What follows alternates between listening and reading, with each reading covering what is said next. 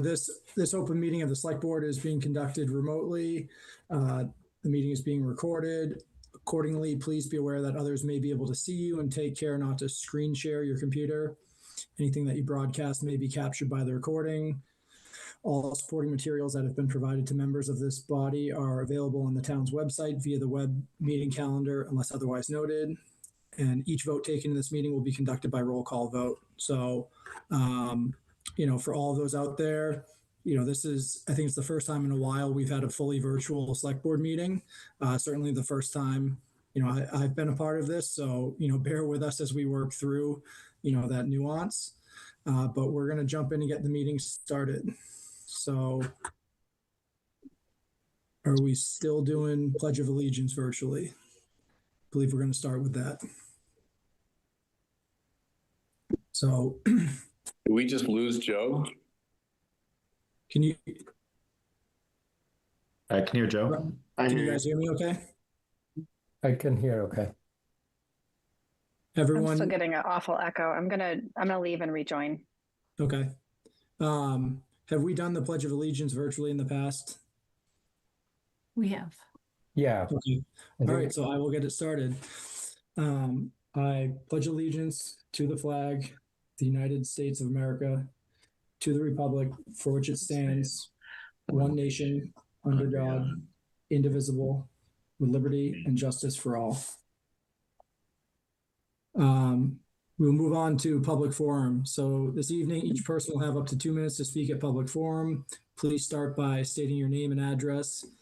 And for this, we're going to need people to raise their hands in the Zoom link so that Ben can provide access. So at this time, is there anyone present in the room in the meeting room that would like to speak at public forum?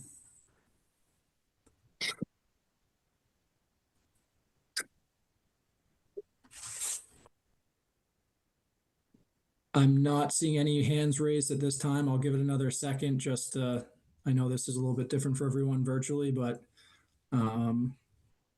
just checking one more time.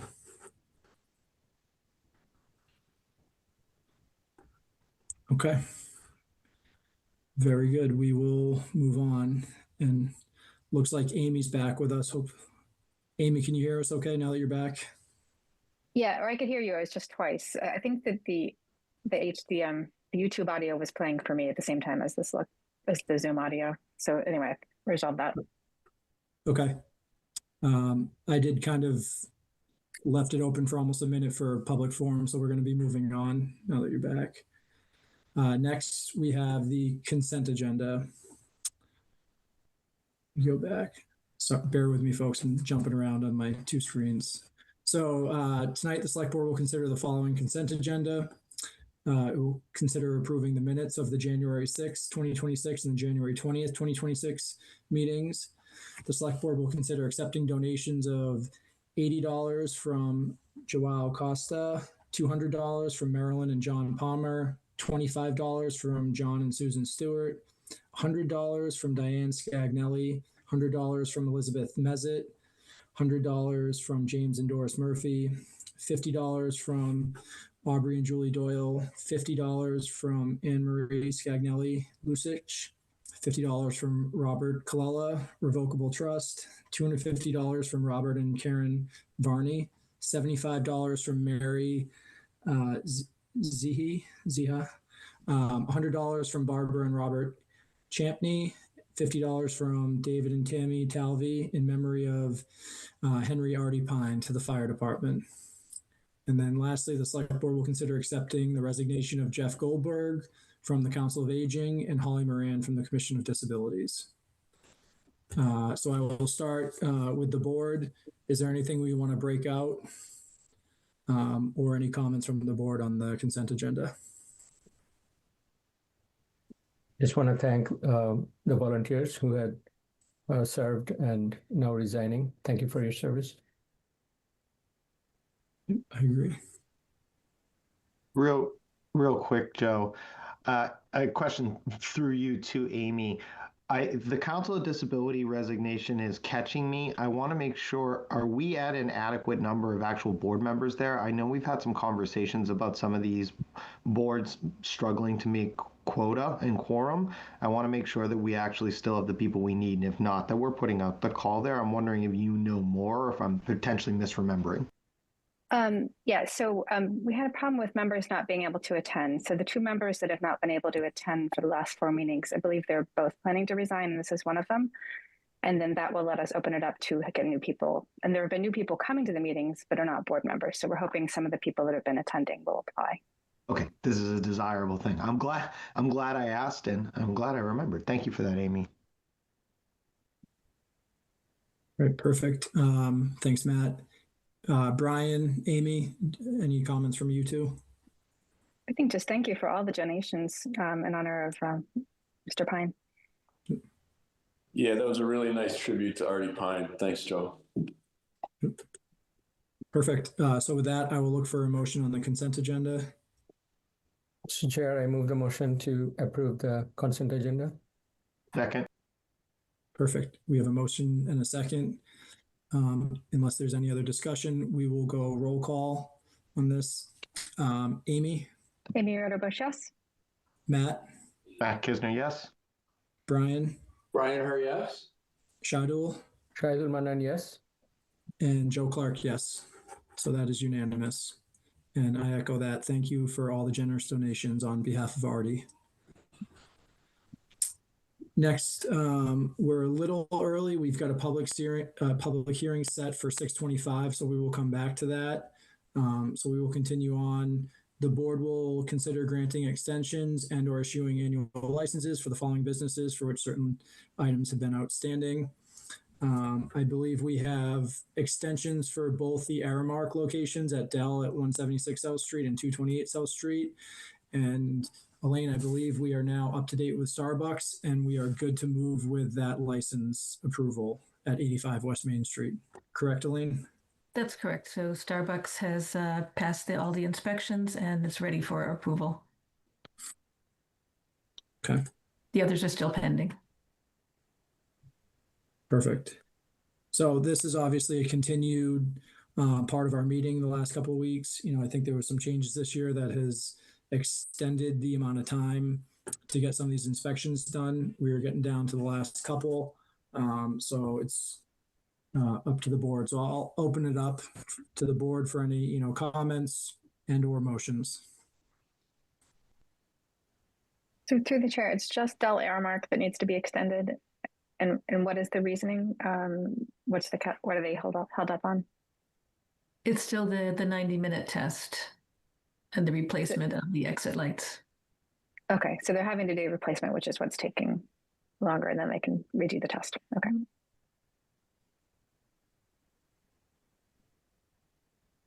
Any other comments, thoughts from the board?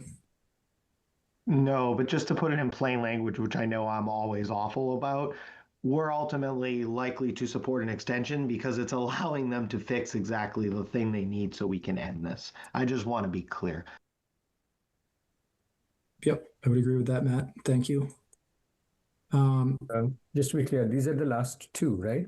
And everyone else is done. Thank you. I believe so.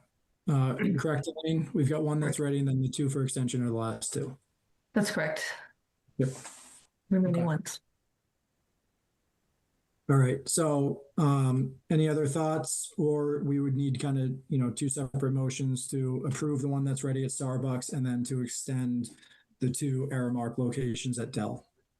Just a quick thought before we leave the topic. Elaine, I would love at some point when it's not busy, but while it's still fresh, maybe to just have a debrief on the updates to the process, just sort of our lessons learned and anything we want to do a little different, any changes we want to make for next year. I'm not suggesting the process hasn't been successful, but we implemented something new. It's clear it had some bumps.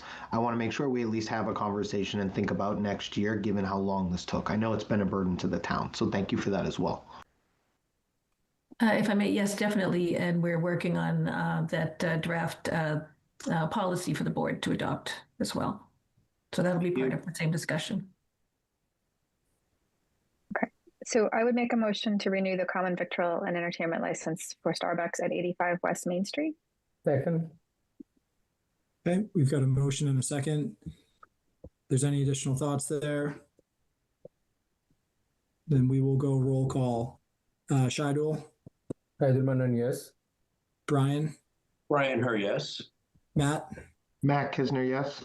Amy, Amy Ritterbush, yes. and Joe Clark, yes. So that is unanimous. And then that would leave us, if someone wants to make the motion for granting the extension of the 2 Aramark. Sure. So I would move to grant an extension to the following licenses until March 4th, 2026, so as to ensure completion of all inspections. Aramark Market Dell 176 South Street, common victualler license, and Aramark Dell 228 South Street, common victualler license. Second. Okay, perfect. We've got a motion and a second. Any final thoughts? Then we will go roll call. Matt, Kisner, yes. Amy, Amy Ritterbush, yes. Shidul, Shahidul Manan, yes. Brian, Brian Her, yes. and Joe Clark, yes. All right, so that covers us for licenses tonight. And we still got plenty of time, so we're going to move into the department budget presentations. This evening, the board will review the proposed FY27 operating capital budgets of the following departments: accounting, finance, town manager, senior services, and CPC. So we're going to try and stick with like what we've been doing. I will invite those groups in just a second here. If you're one of the groups that's presenting tonight, I know you all have a slide or two prepared. Please try and keep that to, a couple of minutes so that, the board can have a chance to ask questions and we can move through these. So with that, I know we're a little ahead of a schedule. Is accounting here with us? Yes, I'm here. Is that, I'm trying to see. Sorry, I'm struggling with, is that Cindy? Yes. Looking across the screens. Hi, Cindy. And is Kyla, you out there? Are you joining us tonight? I'm here, Joe. Perfect. Thank you both for working through this virtual meeting. So if do you guys have a slide to share? I think Ben might have it, or if we can get that up on the screen.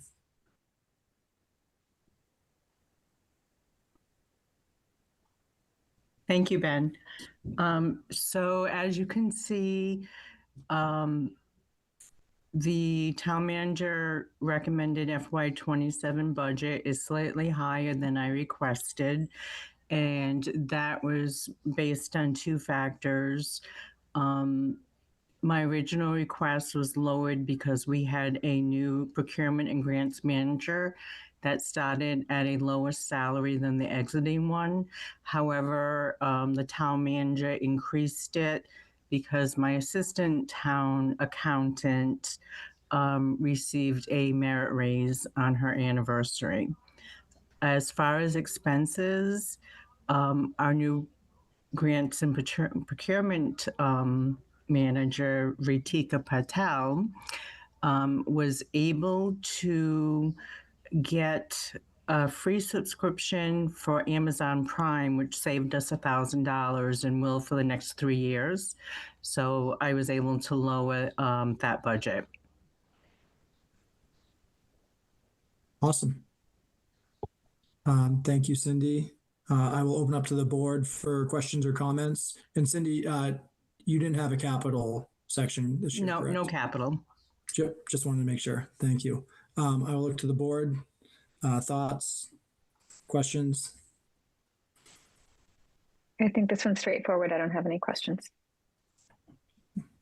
Thanks, Amy. Well, we appreciate the diligence. Seems straightforward. Thank you for all the work, and it's pretty, I think, tight budgets. So good work. Yeah. Yep. I certainly echo those thoughts. So appreciate you coming in tonight and sharing this. Thank you. Nice work, Cindy.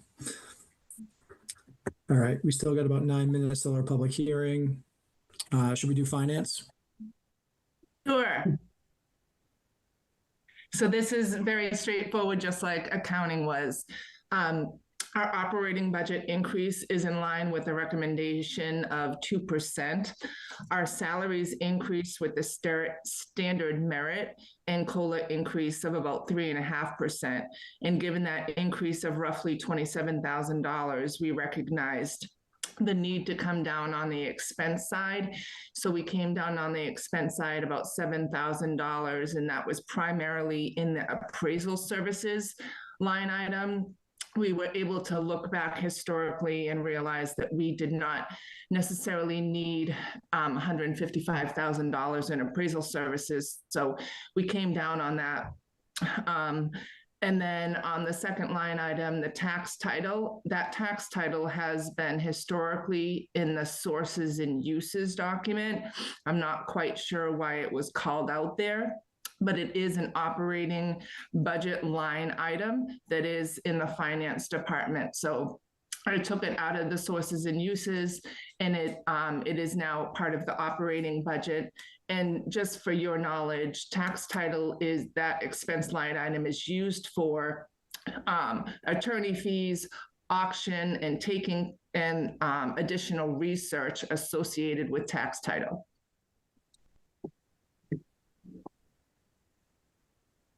And no capital and no one-time expenditures. Perfect. That was my first question.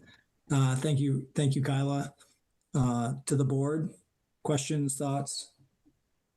I do have one quick one. Hi, Kyla. Hi.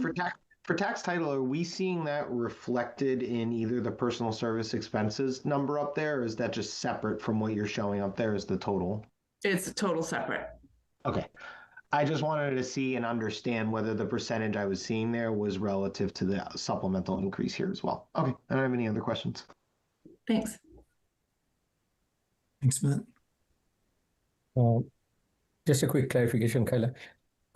It looks good, and of course, you kept it tight as well. I see there is a little bit bump every even year, and it lowers the personal services every even years and bump on the odd years. I'm sure it's coincidence, but can you help me understand that? Like in 23 was 633, 24 went down, 25 went up, 26 went down, and this year again. It's due to turnover within the finance department, Shahidul. Okay. Are you fully staffed now? You feel comfortable? Yes, we're fully staffed finally. Okay, great. Thank you. Thanks, Shadul. Brian, Amy, any questions? I was going to ask about, I think we talked about you'll be switching from Munis to something else for payroll. Is that included here in the expenses, or was that capital because it's an initial purchase? Well, we did switch over. That was, I found a grant for us to use for our first year. We implemented and went live with Harper's on January 1st. And that's actually part of the IT budget, not finance budget. Okay, thank you. I don't have any other questions. I'm all set, Joe. Thank you. All right, perfect. Kyla, thank you. Any other comments or thoughts from you? Not with mine. Thank you. Awesome. All right, we've got 5 minutes left. What can we do? Elaine, do you think, we can do the town manager one in 5 minutes, or should we hold off? Or we have senior services as well if they're on the call. And perhaps senior services would make sense. Then Amy won't have to stay. Okay, perfect.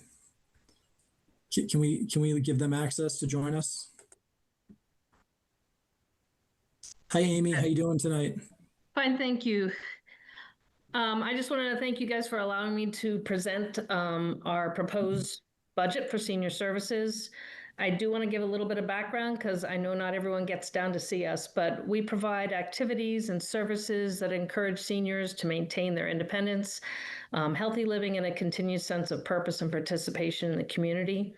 So as such, we provide over 7,500 meals a year, 5,000 rides, and a host of about 3,400 programs. As with many departments you've spoken with, Senior Services has an incredibly dedicated team committed to providing the best service possible for Hopkinton seniors. often coordinating complex solutions in partnership with various community departments and organizations to meet the evolving needs of the senior population. In short, our motto is we want to see seniors thrive, not just survive. As in past years, this budget was built from the bottom up and works within the 2% increase guidelines that we were given. If you look at our personal services, the line reflects merit and COLA increases. There is no increase to staff this year. Our expense line has increased slightly, which is as a result of the overall increases that we have all seen to goods and services. But as always, we continue to do a lot with a little. As we look at the budget going forward, I think it is important to remind everyone that even if you aren't a senior already, you are a senior in training, and how we approach aging now will benefit everyone in the future. So I don't know if you have any other questions. I do have a couple capital requests. Okay. Thanks, Amy, and thanks for the overview. I completely agree. You guys provide a lot of services for, a large population of our town. And it can't go unrecognized. So before we jump into the capital, to the board, do we have any questions around the OpEx budget? I have a quick question, Amy. Thank you for, again, all the service. And I see you have maintained a pretty tight budget. Last year, when I spoke to some of the leadership among the senior citizens, it was projected that we are going to grow our senior citizen population. I forgot the exact number, pardon me, 30 to 40%. It was a pretty astonishing number over the next 5 years or so. Yeah. Are you planning to reflect that in your growth? I anticipate, it'll hit your services and your resource needs, if not now, soon after. Excuse me. Yes. No, I know from our most recent needs assessment that we did in 2024, it's estimated that by 2030, the senior population in town is going to be about 27%. So I think, it's hard to estimate. I mean, I think what's difficult in some of that, we know that a lot of seniors who, if you look at the span of seniors, it's from 60 to over 100. That's a large gap that we cover. I know for many people who are in their 60s and even 70s, they're still working, so their needs are not always hit by us right away. But it's kind of hard to guess exactly where we're going.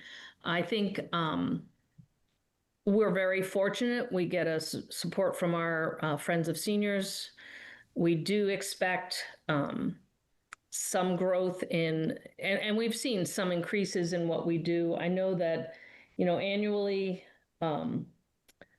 we've seen, I guess for 259 days open, we see 14,000 people, over 14,000 people come through our building a year. So how to project, that's a good question. I think we're always looking at that. We're constantly changing what we do, and when things work, we have to switch things up. But I don't know if there's any way to fully understand exactly what's happening. I will say we're in the process of doing a strategic plan that is kind of looking at the long range as well, about 5 years out. And so hopefully our programming and what we plan for the needs coming down the pike, with all the grants, I know that you've heard from other departments disappearing, that can change things too for how we operate. I don't know if that answers your question. It kind of rambled. No, it does. Thank you. That's very insightful. And that's exactly where I was going. I won't take too much time. I'll connect with you offline. I have some ideas about the KPIs and measurements that you can monitor and help us understand. Of course, we don't want to go over budget, but we also want to make sure that we keep up the services and the wonderful work that you are doing. And suddenly it doesn't get overcrowded, or suddenly they feel the pinch of the services. So I'll work with you offline. Thank you. Great, thank you. Yep. All right. Elaine, hold on one sec, Matt. I'll come right back to you. Elaine, we got 6:25. Can I open the public hearing and then continue that for a few minutes so we can wrap up Senior Center? Yes, you can do that. All right. So bear with me one sec, Amy, and the rest of the board. We'll come right back to this. All right. So I call the public hearing to order. In regards to the application to transfer for under Mass General Law, Chapter 138, Section 12, all alcohol license for O'Reilly Inc. at 22 to 24 Main Street. And now we will, if you guys are out there, bear with us, while we wrap up this other section. We'll be back in a minute or two. Yep, I see your hands raised. We'll come back to you. Thank you. All right, I think we left off. Matt, you had a question as we were wrapping up with Scheidel. This is good too, because my kids are coming. One of my kids is coming down for bedtime, so it's going to be especially exciting. So, one, Amy, we're connoisseurs of people going off on rants in this meeting. No apology necessary. Second, I think we have a little bit of an obligation here as well to think about how what you are doing fits into the bigger town strategic picture. You noted some of your expenses like transport as an example. If we had richer and more medical specialized services in town, you might not have to go so far. Gasoline, transport vans, there's things we can be doing to be part of the solution and be part of the partnership here that don't involve necessarily immediately putting money into your operating budget. We can still be enhancing senior services in the community as part of our broader remit and vision. And I think that's something the community has signaled to us they want us thinking about. So not as a challenge here, but more just as an opportunity for all of us to think about how we can be interconnected. It isn't just the line item here. There's more to how we support seniors than the senior center. It is a part of it. It is a critical part of it, but there are things we can be doing as a board to help you besides the dollars and cents here. So to Mr. Manat's point, we can connect offline, but I want to be thinking about all the different ways we can uplift you and the seniors in the community. It shouldn't just be on this line item. That's too much. I would want to add that we do have a great partnership with the MWRTA, and they do offer a lot of programs for us in town through Dial a Ride, The Ride, and I know that they have, I'm drawing a blank on the name, but they do a large service connect where they actually go north, south, and east and west for us now. So those things are there. I think getting the community, getting seniors to utilize it more will be a great thing. Excellent. Thank you. Perfect. Amy, Brian, thoughts on the operating budget before Amy walks through the capital? I don't think I have any questions on the operating. I'm ready for the capital. Amy, do you see this budget as submitted as a level services budget? Will you be able to take care of our seniors with this budget? We make it work. Yes, I think, we do make it work. If you want to throw more money at us, I'll always take it. But we do work very hard to get things to work for our seniors. I think there's always ways to improve it, but I think for now, I think this year we're good going forward. Thank you. But I would say, I know you all want to come and I invite you to come down to the senior center. We'd love to have you come for lunch, have you meet the seniors. Anytime you want to come, let me know. We'll make sure it happens. Awesome. Thanks, Amy. Amy, you said you had some capital requests you wanted to walk us through. Sure. Yeah. We have 2 capital project requests this year. I've not done this in the past, so this is all new to me. So hopefully I can cover this well for you. We're asking to replace the carpet at the senior center. Our building was built in 2006. It's about 20 years old. We did have our original lobby carpet replaced in about 2018. When the glues underneath the carpet started to break down, causing bunching and creating a tripping hazard. This carpet has not held up well, and we are starting to see the unraveling at the seams, causing loosening threads, and a concern then again is for tripping. We have had several incidents also where the carpet has been soiled and has needed cleaning, and unfortunately they're not ever to be fully cleaned because of what we've had happen. Our staff hallway was not replaced at the time that we did our lobby, excuse me. And it is in need of replacement at this point. We're starting to have the same issues that we had in the lobby, where the glues are breaking down underneath, holding the carpet, in which case there's bunching. And again, we're worried about tripping, whether it's participants coming down the hallway to meet with staff or just even staff themselves. So we are asking to replace the carpet at the senior center this year. Okay. That makes sense to me. Thank you, Amy. To the board, thoughts, questions? Well, it really does seem like we need to replace the carpet, but I guess I'm wondering, maybe, I know we probably don't have money in the budget. Is there a better quality carpet or system we could install that wouldn't have to be replaced so frequently? So 'Cause this last one didn't last very long. yeah, the original one lasted in the hallway pretty well, but in the lobby it did not. I would say that they're looking at doing carpet squares so that if something gets damaged or whatever, it's easier to replace as you go along, as opposed to laying a full carpet. I'm not a carpet expert, but that's what I'm being told. I think Thank you. looks, Yeah. sorry, through the chair, it looks reasonable. I was just wondering, Amy, is this for the entire facility or big part of it? Which part I missed that? Sorry. Yeah, sorry. It is for our lobby area, so through the front door, and then down the hallway for staff hall into the staff offices. We don't go down our main hallway with the classrooms, but in the lobby, it is right there. Thank you. Now, would you need that remainder part sometime soon, or you think that is okay for some time? I'm sorry, I missed the question. The remaining carpet for the facility, when do you see that might be?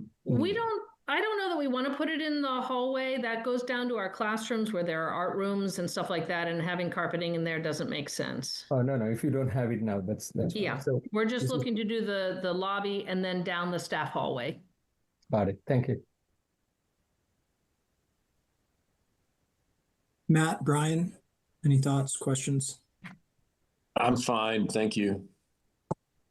No, I'll defy expectations and stay out of the weeds here. I trust that you've got what you need here. Awesome. And Okay, Amy, I think that covers it. I don't well, have any that additional. covers, we do have another request as well, Oh, sorry. okay. Sorry, I missed that. No, that's okay. We are looking to create a dining room exit door off our dining room into our back patio area. We are asking for this mainly for the safety purposes. Currently, the only exit out of our dining facility or our dining room is right by the kitchen. And if there were, in the case of a fire, the concern would be that's the only exit that we have. So I think from a safety standpoint, having gone through some first responder training, we're concerned that it could become clogged. And then when you have people who have walkers or wheelchairs, that sometimes could become even more of a hazard. So having a second exit, one out the back door that would take people out to our back patio, would provide that alternate exit route in case of an emergency. It would also provide a non-emergency exit out to our backyard. But really, we're looking at the safety aspect of this. Okay, thank you, Amy. Did the fire department weigh in on this? We've not had them weigh in. It came out of active shooter training where they discussed the nightclub fires and the access and exits for the buildings. And it became very clear to me that at that point, we really don't offer that to our seniors as a safety precaution. Gotcha, just curious. Okay, thank you. To the rest of the board, thoughts, questions on this? So I'd echo Joe that I would like to hear from fire, but out loud, it feels like a good idea. I like that we are thinking about the safety of anybody in town, never mind our seniors. And I like that it has a fringe benefit here of expanding access and utility of existing space. That all sounds like a reasonable investment. I hope you hear this less as we don't believe you. Please hear this the other way, which is this enough? Are we doing the correct thing? I agree with my colleagues, and along the same lines, I think this is reasonable. And it would be good to have, kind of expertise with you just to see what the location and all these things. And I trust you and the designer must have done due diligence. Wouldn't hurt doing that. That's all, but definitely a good step. I think this makes sense. It looks like it can be funded with free cash, so I have no questions. Perfect. Brian? And Kyla has this in the free cash projections. Yes, sir. I'm good, thank you. Awesome. All right, Amy, anything else for us? No, again, we would love to have you come down. We'd love to show you our facility and have you get an idea of what we're looking at and what we have going on. Perfect. I think we'll try and take you up on that one as soon as possible. So Great, thank you thank for you. joining us tonight, Amy. Thank you. Thank you. All right. So now we are gonna, pause on the budgets, and we're gonna jump back over to the public hearing for the alcohol license transfer. So is the group from O'Reilly on? I think you raised a hand before, but Ben, if you don't mind letting them in when they raise their hand.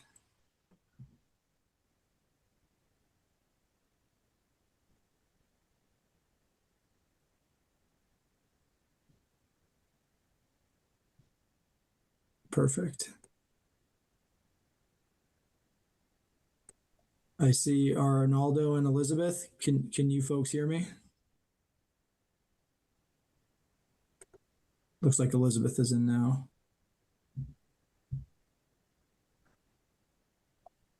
I think we got one more, Ben. I'm sure you're working on it, but just there we go.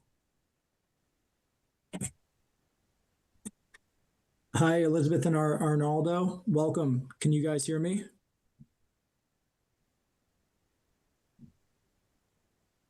You are both on mute if you're talking.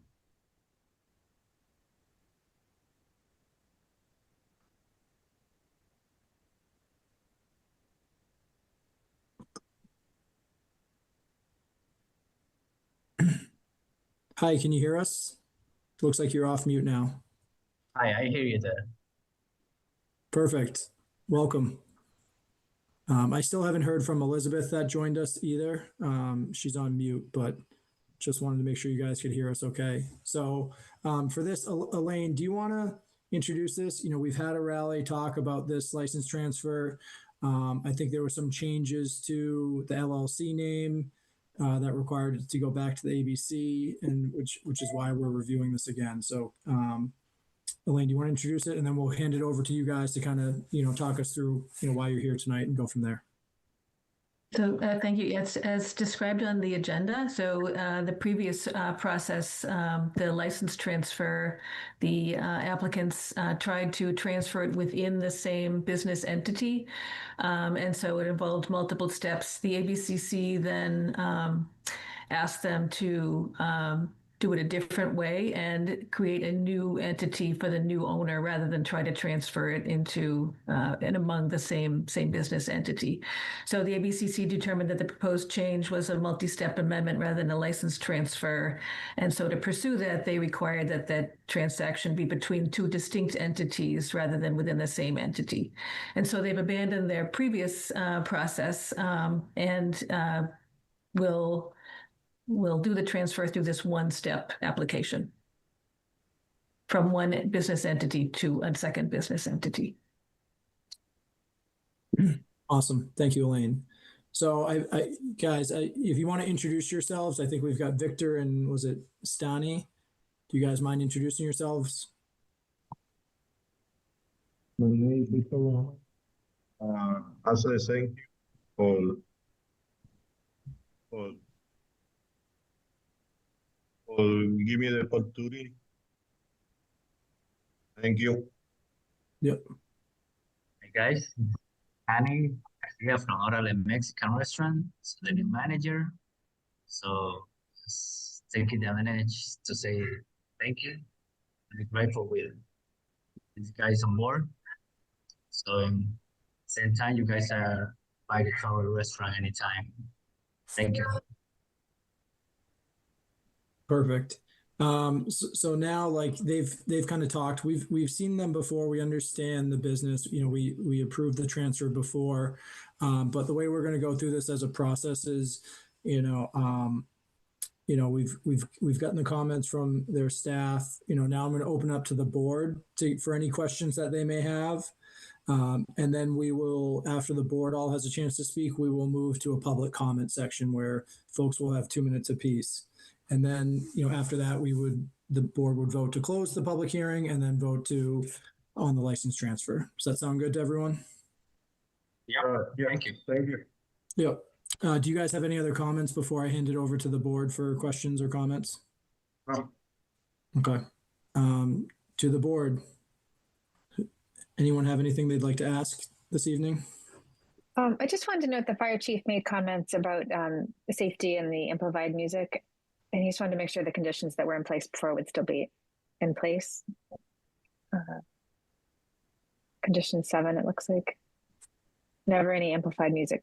So we don't permitted. have amplified music. You won't have amplified music, is that what you said? We don't. Okay, thank you. Thank you. And I guess to the town manager, we wouldn't do queries and stories on these, correct? Because it would go through the state instead of us. So we did do the checks.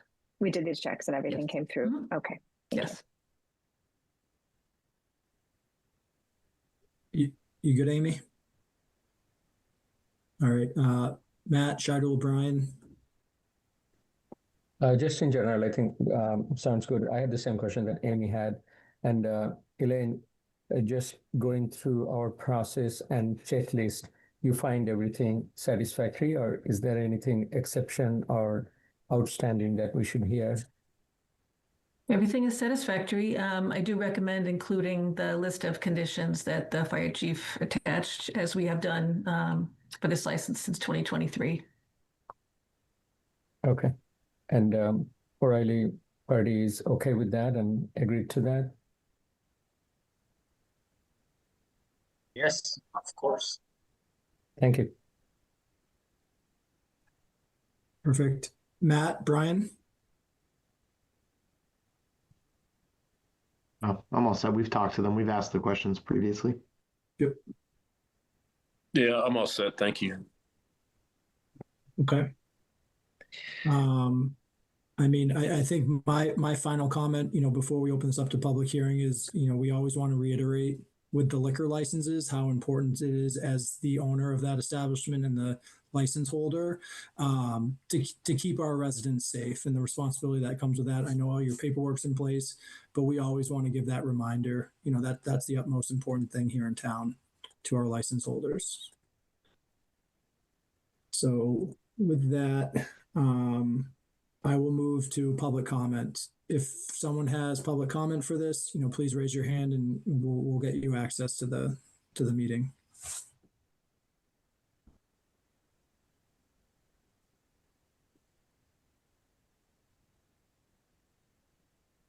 Okay, I'm not seeing any hands raised. I'll go just due to the virtual meeting. Any last opportunity? Okay, with that, I'll look for the board to vote to close. We'll make a motion to close the public hearing. Move the motion to close the public hearing. Second. All right, there's a motion and a second. We will go roll call. Matt, Matt Kisner, yes. Brian, Brian Herr, yes. Amy, Amy Ritterbush, yes. Shadul, Shahidul Manan, yes. and Joe Clark, yes. So, all right. So now that the public hearing is closed, thank you everyone for attending that. Now we just need any final thoughts or a motion on transferring the license. Mr. Chair, I move to approve the transfer of the Section 12 all alcohol license from O'Reilly Inc., Mauricio Bremerman to O'Reilly Mexican Restaurant Inc., Victor Roman, for the restaurant located at 22-24 Main Street. Second. And can we add the Sorry. condition as Elaine suggested? Thank you, Amy. I make the correction to include all the, what was it? I guess you would say from the same conditions for the original approval from April 10th, 2023. Right. Does that The list of conditions. The list of the 10 attach to the conditions, yeah. license. So I am meant to include the conditions from 2023. Second. Okay, we've got a motion. It was slightly tweaked to include the original conditions and then a second. Any final thoughts? And then we will go to roll call. Shadul, Shahidul Manan, yes. Amy, Amy Ritterbush, yes. Matt, Matt Kisner, yes. Brian, Brian Herr, yes. and Joe Clark, yes. Congratulations, guys. That's done. Thank you for attending tonight and appreciate you signing on. So have a good evening. Thank you. Thank you. Thank you so much for everybody. Thank you. Have a good evening. All right, so moving on. Through the chair, did you do number 3, the public forum statement, or there's nothing to this time? There was nothing for Okay. for this one.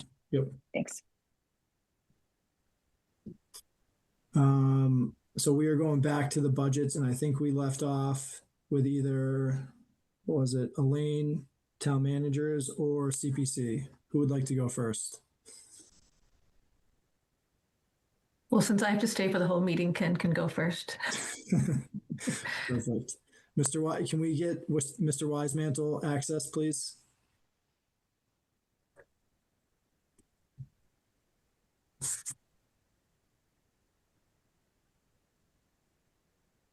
Great. Does somebody have my presentation? Hold on, Ken. I'm getting an echo. Can you say something again? Does somebody have my presentation? We will check that. Am I the only one getting the echo with Ken? I'm getting it too. Ken, do you got 2 speakers going or something, or a phone?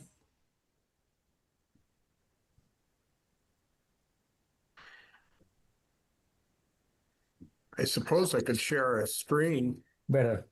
Yeah, you got rid of the echo. So I think Ben can pull it up. It's in our packet. Yeah. Okay. It's coming up, Ken. Page Great. 25. So Ken, can we try and keep this to like 5 minutes? I know you guys usually have a lot to cover, but We'll make it in 4. even better. Okay. Thank you, sir. Next slide, please. This is kind of an overview for CPC.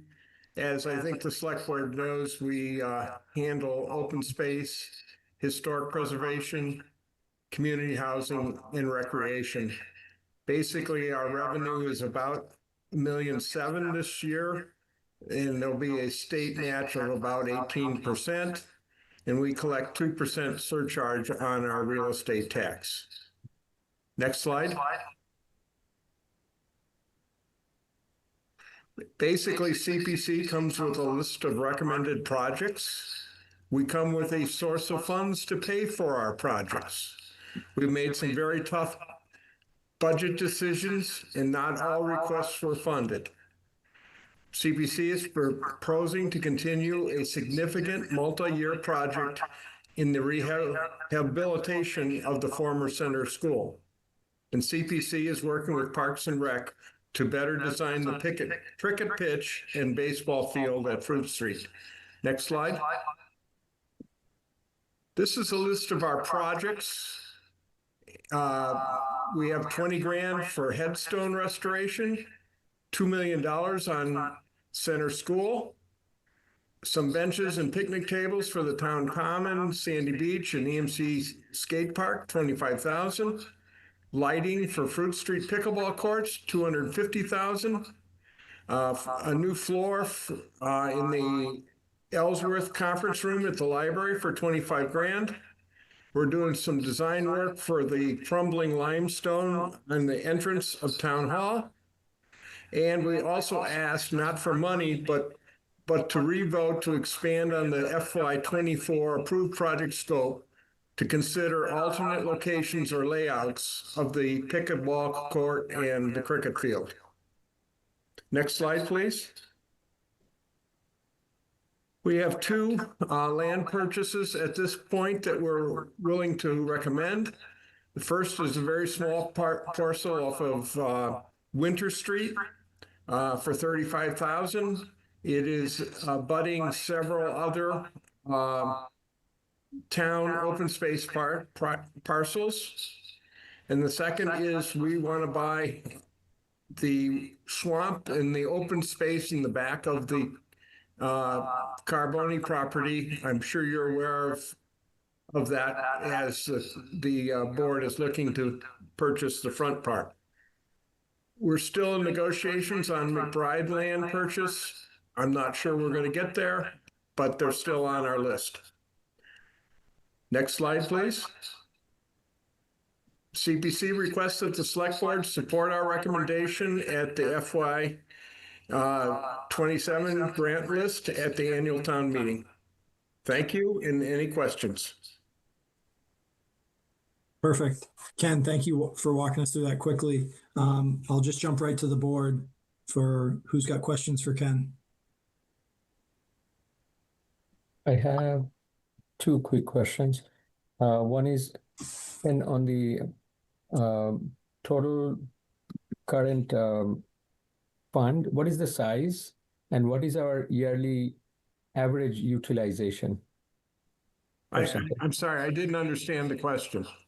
So we collect about 1.7 million a year, right, for CPC, 2% of our real estate tax. What is our average spend per year, and what is the total fund size today? It every year varies depending on what projects are before us.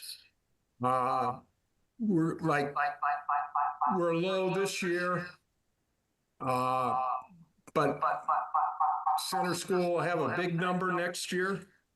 We are allowed to, I'll say, put it into our savings account so that we can fund big projects in the future. And I believe we're somewhere around $7-8 million in our collective bank. You know, some of it is in housing, some of it's in undesignated, and very little, maybe $1 million in open space. But historic is down to almost nothing. And yeah, housing meaning affordable housing, or just in general? It is affordable housing category, I believe, right? The 7-8 million. If I understood the question, the housing group, you know, those projects are usually few and far between, but when they are, they're really big ones. So yeah, no, understood.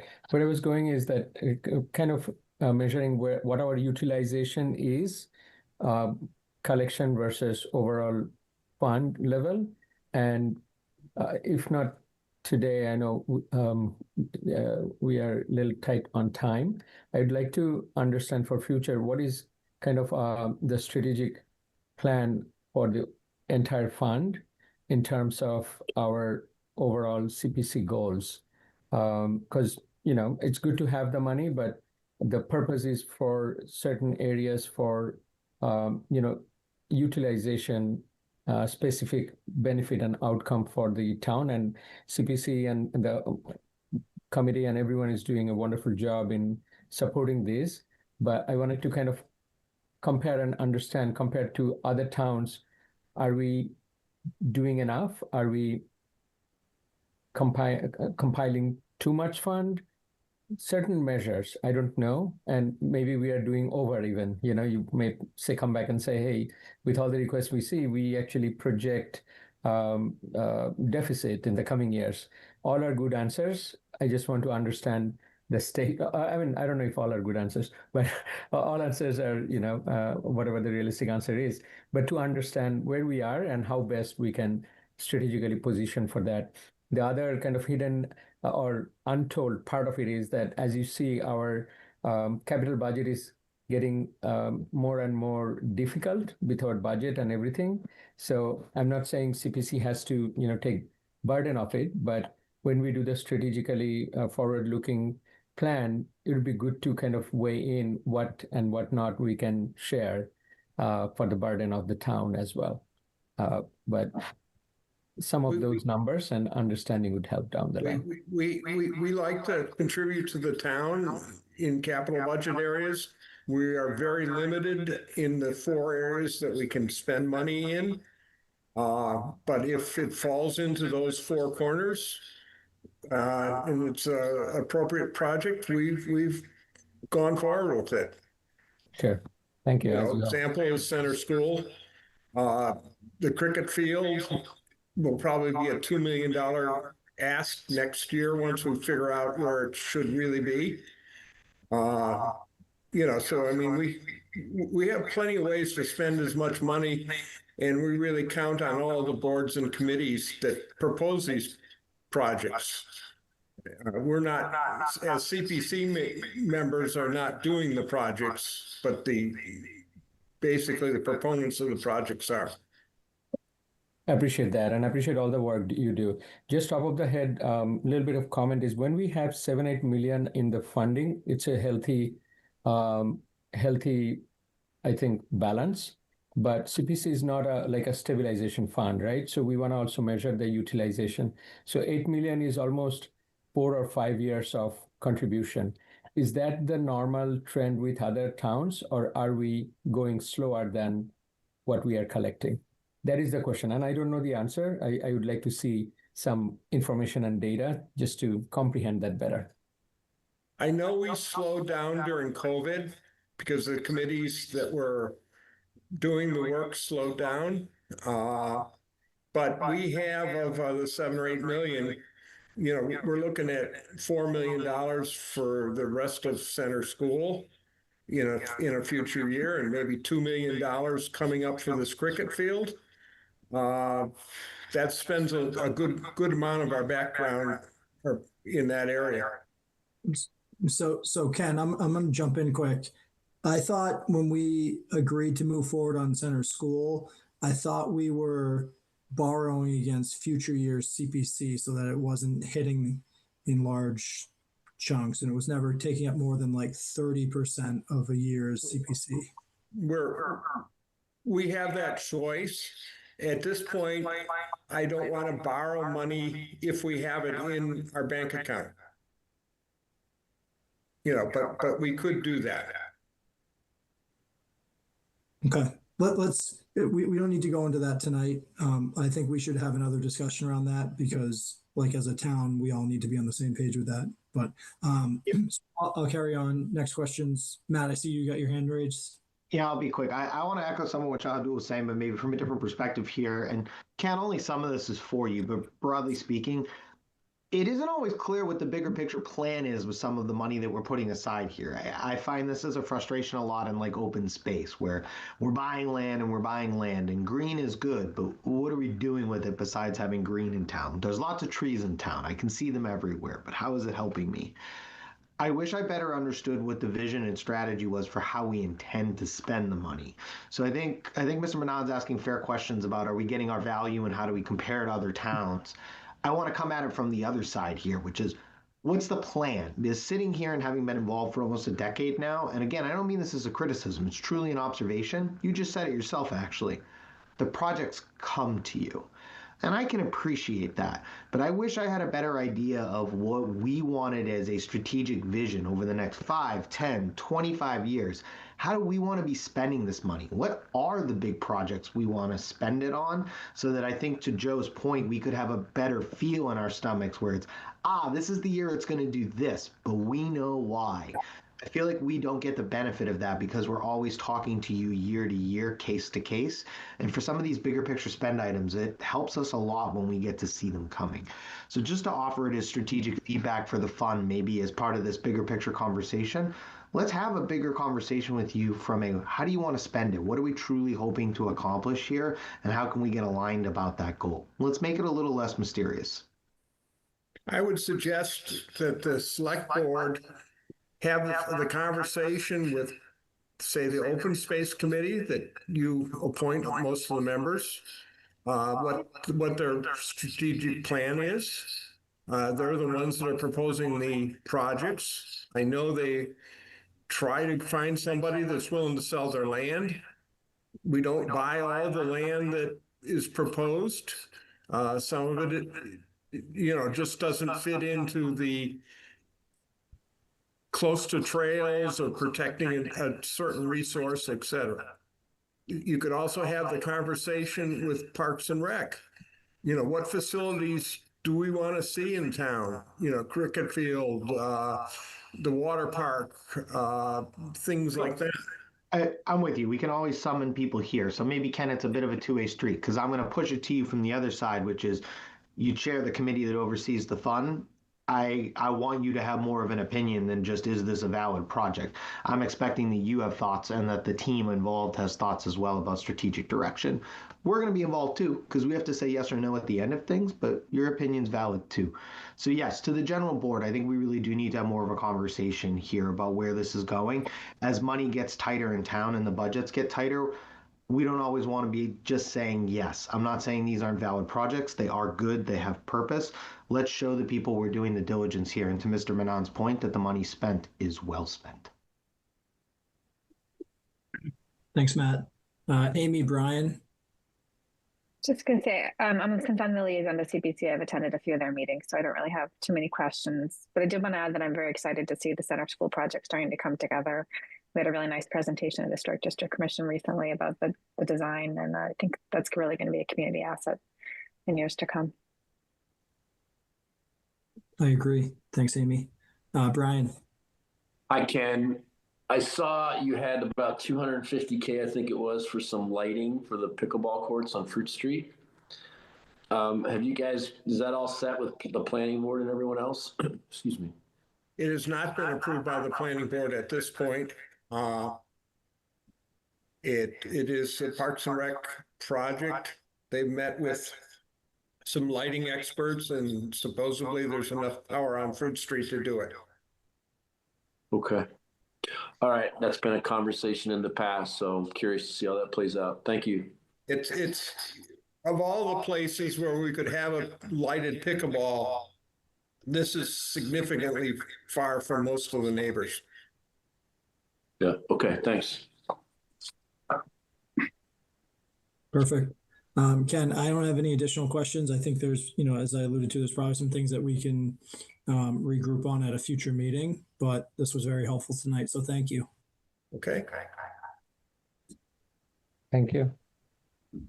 So I think, Elaine, that leaves us with just your budget for this evening.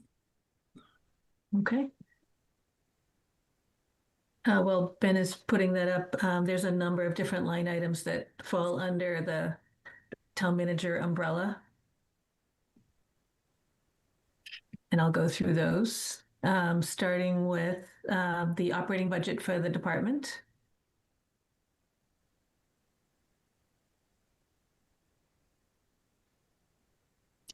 And so, like other departments before me, what's shown there in the top band of numbers is the operating budget for the town manager's office, showing current year salaries. As you remember, we don't budget for raises. That comes later in the year after there are merit increases.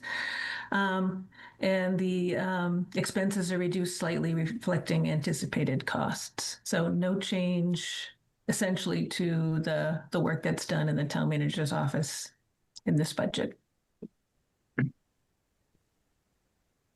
Okay. And you were comfortable with the town manager's recommendation? Yes, I am. Okay, good. Just making sure. That was a good one, Joe. Process is process. I love it. Trying to bring a little levity to this virtual meeting. And just as a reminder, it funds 4 full-time people and 1 part-time person. Moving to animal control, if there are no questions there. Animal control this year is the same, except that we are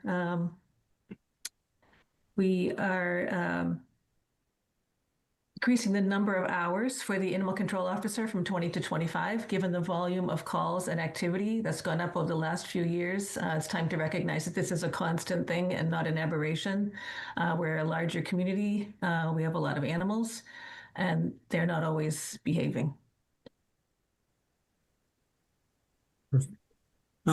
Elaine, if you want, do you want to just go through all of the operating budgets and then I'll open up to the board for specific questions? Okay, sure. Sounds good.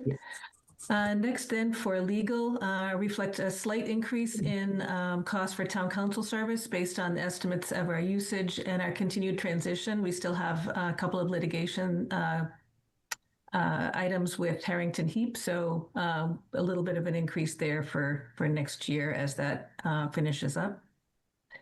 For weights and measures, there's an agenda item later this evening to talk about how we move forward for this next year for weights and measures. As you recall, our sealer of weights and measures passed away.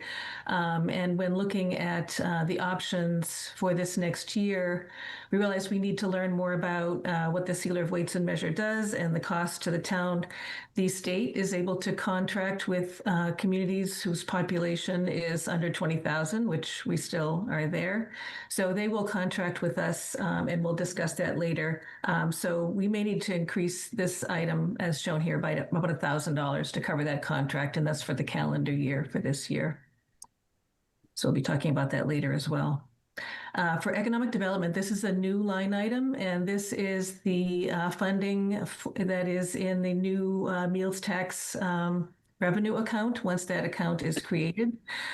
This budget would fund a full-time economic development position with a mid-year hire. So half the salary is shown here for this next fiscal year, as well as some money for expenses and for sponsorship for a couple of town items, such as the holiday stroll and restaurant week, which we had budgeted for in the past in the town manager's budget, but we'd move it here.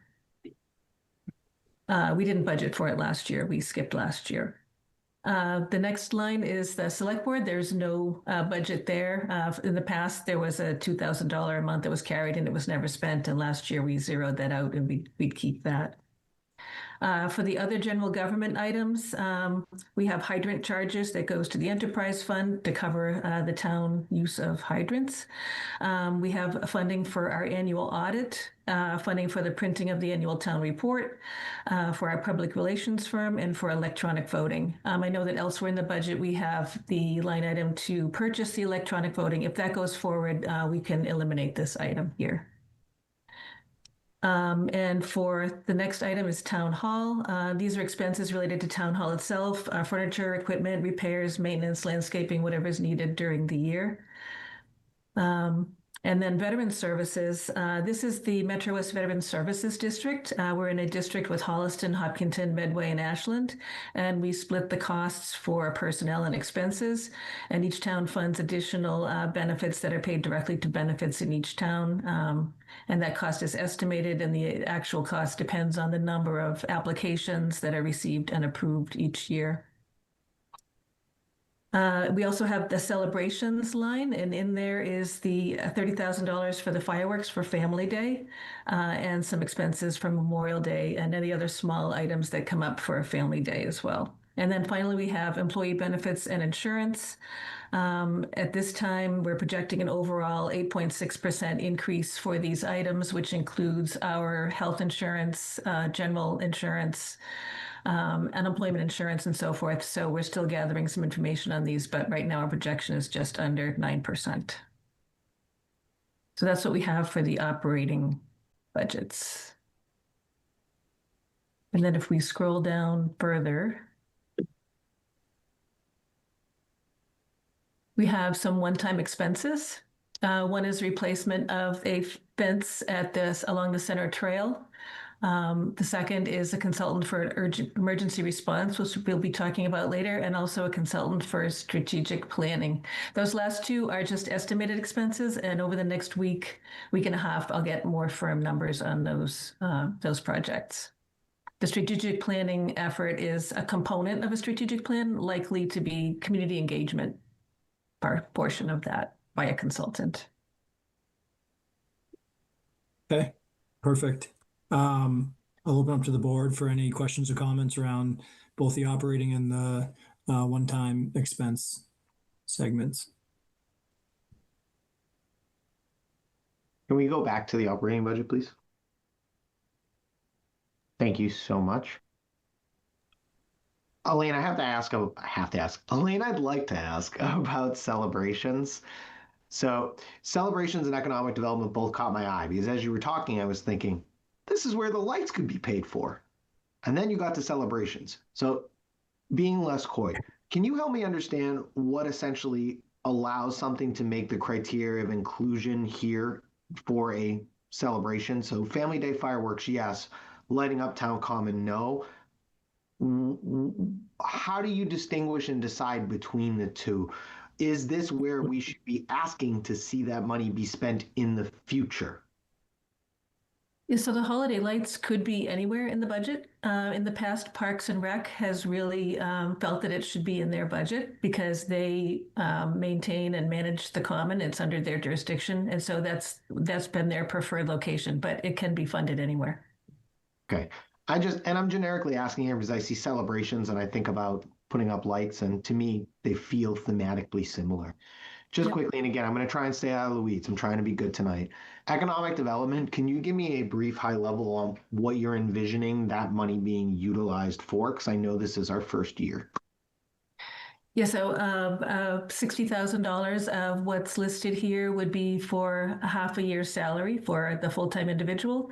And then the remaining funds would be for about $1,000 between the two community events. And then the remaining for economic development programs or expenses that occur once we have someone on board who may have some ideas of some programs we can undertake.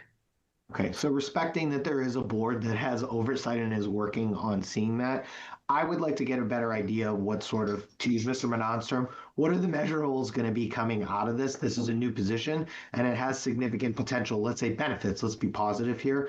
It has a lot of potential benefits to things that we want to do in other departments. I want to just be tied into this and get an idea of how things are going there during the year and what we're percolating up from there. Otherwise, looks good to me, and I appreciate the diligence. Thank you very much, Elaine. Thank you, Matt.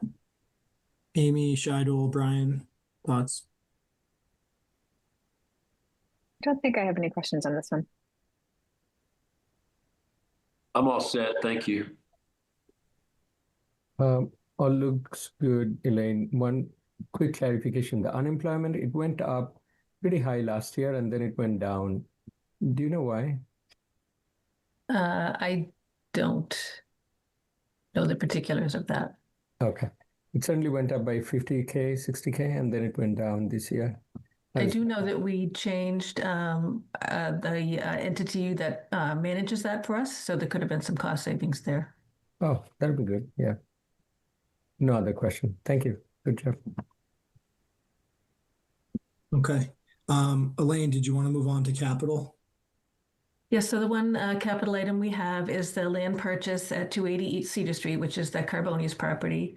And this would be purchased for a couple of reasons. One is for a pump station for the MWRA project. Should we connect to the MWRA?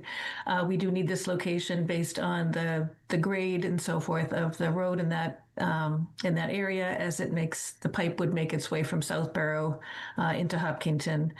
The owner would like to sell the whole property and not just a small portion of it.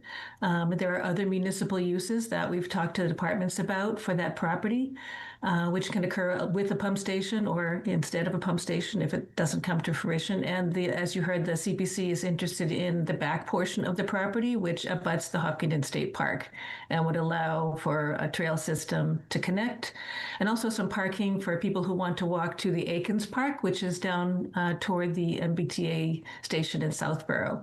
Also, somebody could park here and go to the train station as well. So it could serve multiple uses, but the main purpose right now that we're looking at it is for the pump station.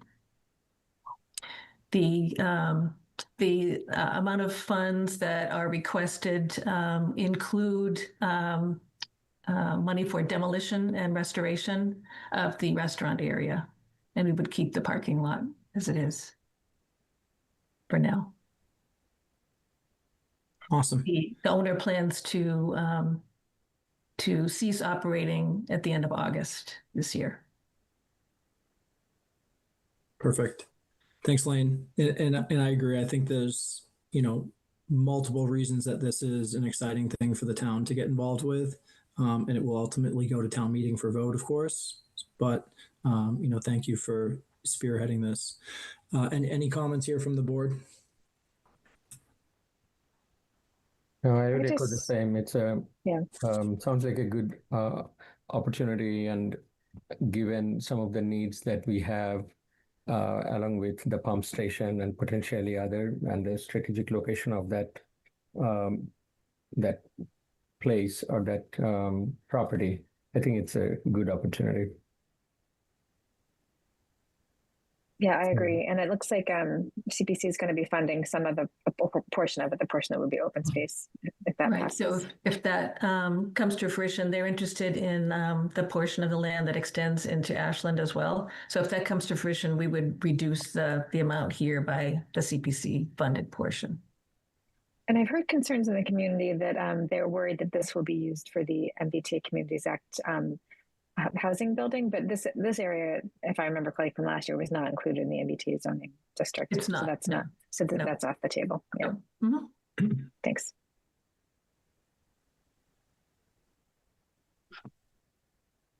Perfect. Anyone else have comments for Elaine? I'm all set, thanks. All right, awesome. Elaine, thank you for running us through that. All right, so now moving on, I think that captured all of our budgets for this evening. And we are on schedule from a time standpoint. So now I think the board will consider discussing and developing the scope of a public safety policy audit / study that would include the schools and emergency services. So, first we invited our town leadership team. So we've got our superintendent, fire chief, police chief, additional leadership from both departments. And then, Megan, are you out there too, I think? So can we let them all in so that we can?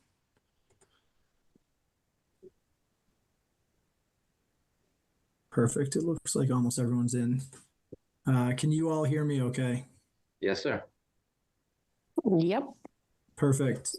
First off to all of you, thank you guys all for, all the work that went into the last, 48 hours with the storm. I know there was a lot of work ahead of time, a really tough storm, but, I think I got updates from all of you sharing, what was a relatively quiet day from emergency management perspective. So we always like hearing that.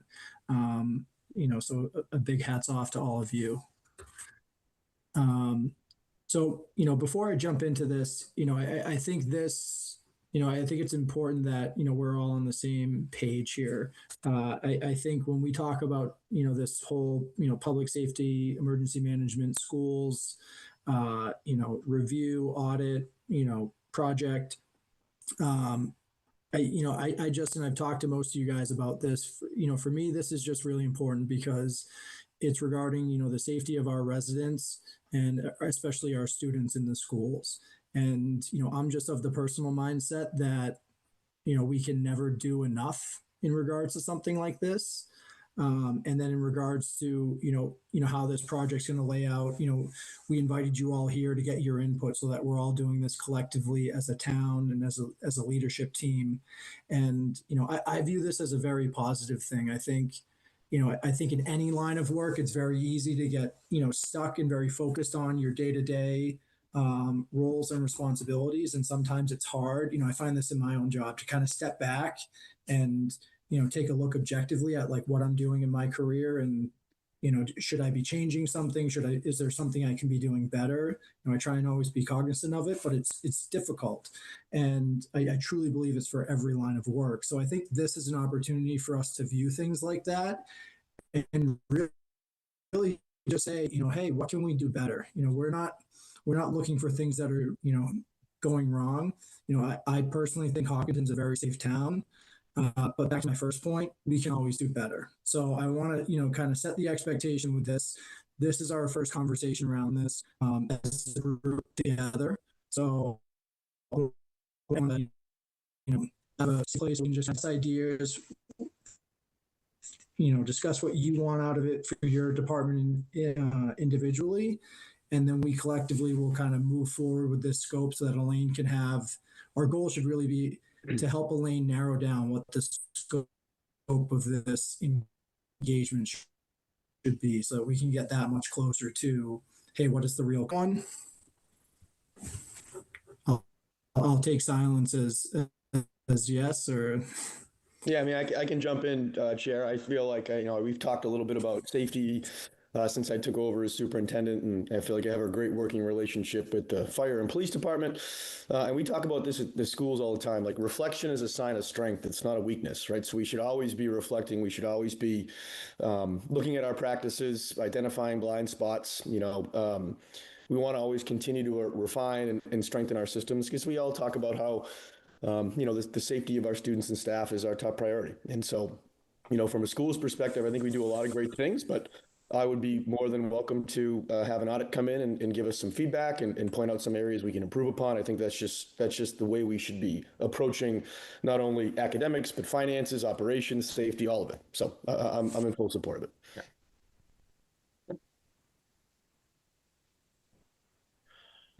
Through the chair, I support the independent audit too. Awesome. Thank you. I feel like Evan. an outside perspective just strengthens our capability and enhances the service that we can provide the community. I did like the way you started it off. This is more of a way that we can prove service, not like a criticism towards any of the town departments.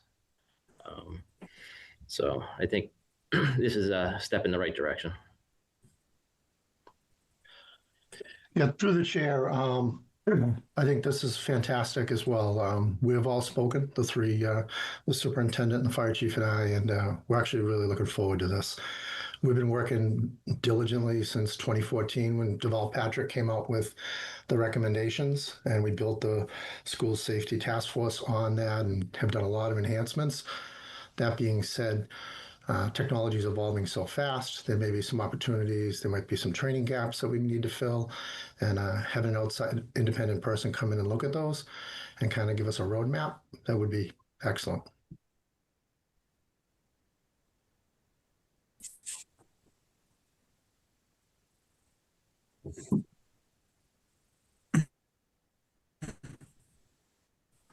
Perfect for chiming in there, because we really look to you, you all as like our safety team, right?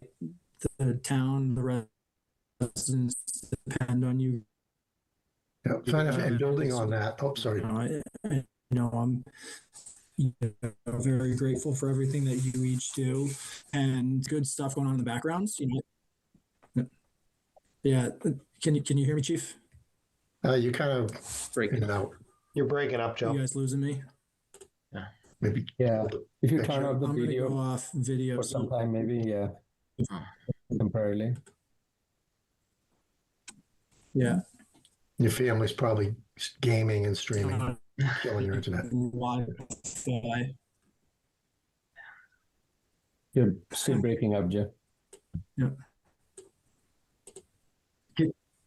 Can you guys hear me okay? Yes, sir. Yes.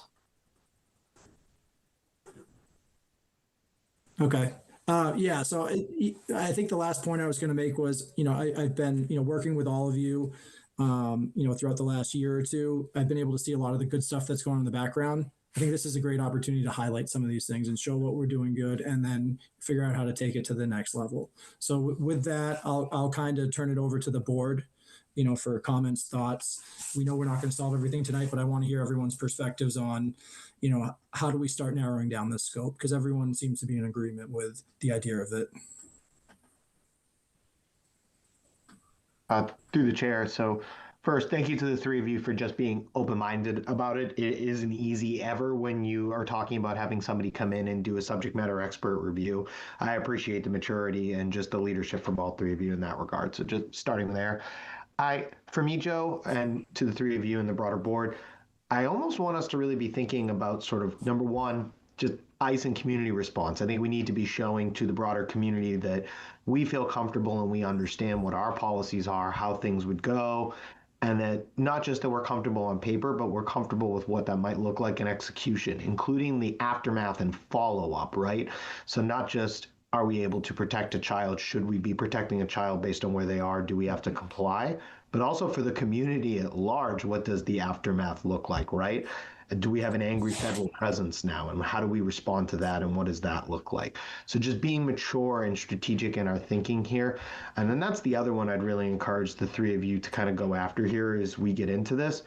really the unexpected piece of what it means to be thinking about emergency preparedness. Heaven forbid we have an interesting, I say interesting, you can tell I'm playing video games and watching TV, folks, a real disaster here, right? My wife and I like to joke that there's a pretty nice source of water there. Somebody might come for the town.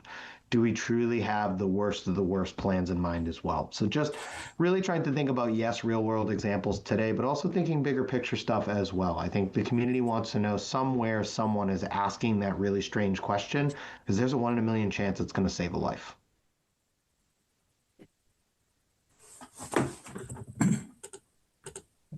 Thanks, Matt.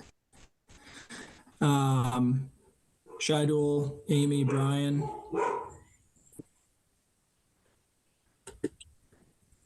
I was going to say, I definitely agree that we should always be reviewing our practices and looking for, continuous improvement, like everyone has said. And there's always things that we can learn in the landscape changes. So what do we need to do tonight? We need to narrow the scope. Yeah, I think we're looking for, again, this is the first time we're all getting together collectively. So I want it to be an open session where, we can share ideas about how we think this should go so that we can start to narrow the scope. Because ultimately we want to enable Elaine to go out and have some conversations with consultants around, hey, these are the 5, the 10, the whatever number of things that we want to start to focus on. And I know it's kind of a large task, and we probably can't accomplish that in a short time here tonight, but I think that's the way we want to start thinking about this. The two things I think that come to my mind the most are the LNG facility, which I know we've been working on, but that's a really big thing in town, and it could cause a lot of damage if something were to happen.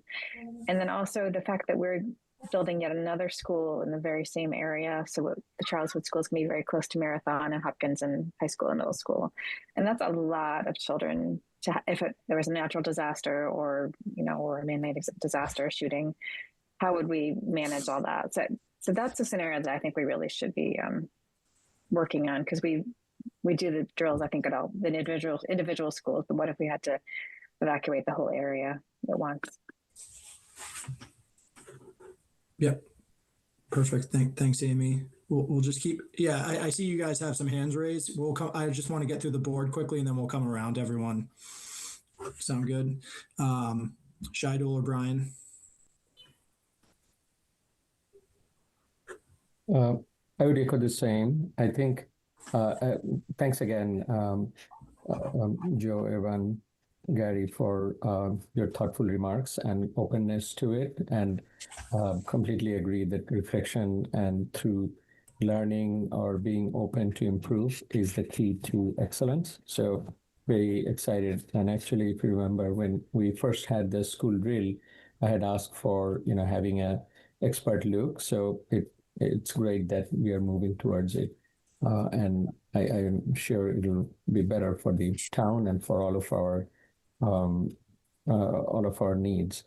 That said, I agree with Amy. Those are the major areas to focus. In general, I would say special emergency situations for school at large and the children and areas scope-wise. How do we coordinate across all the first responders and school? How do we communicate and work with the larger national security forces if needed? And how do we communicate and coordinate with the residents, the parents, and some of those details? If you remember, we always have very anxious parents, me included, in any situation close to this. So a big part, of course, of the focus would be to protect and act. And another big part is to make that communication to bring everyone up to speed as you see fit with and being prepared with a playbook of that sort. And the other two, major, but the other two I would say is LNG plant, as Amy was mentioning. And then Marathon is a little bit larger and special focus. And I know we have a lot of good work at state level also helping us in doing that. But that would be a third one if we need to, revisit or refresh our standard procedures and playbook. That would be the third one. And I don't know how it plays out with our overall strategy. Would be happy to hear from the experts. And also, I'm sure cost and implementation time would be another factor. So those are my initial thoughts. But again, kudos to, coming together to do this. Thanks, Shadul. Brian? I think it's a great idea. There's no harm in getting together with everyone and talking it through and trying to figure out if we can improve. I do think the LNG plant was studied extensively prior to the Legacy Farms development moving forward. So we may want to go back and see if that's still in play and still relevant. I don't know, do we have a budget for this, Elaine? This won't be inexpensive. I think it's money well spent, but do we have a budget for it for 27? So Brian, she earmarked some funding, and it was really just some ROM placeholder, while we work to narrow down the scope and she can get real estimates. Okay. All right. That's cool. No, I think it's great. And I really appreciate everybody coming together tonight and talking about it. Let's do what's in the best interest of the town. Thanks. Yep. So I'll go quick, and then I know all of you had a couple comments, so I'll hand it back over to you all. But for me, I kind of look at this as a few things. I think Evan, we talked a lot about the schools, and over the last year or so, the active shooter stuff is always a top of mind thing. But I think schools specifically, there's so much more that goes into that, right?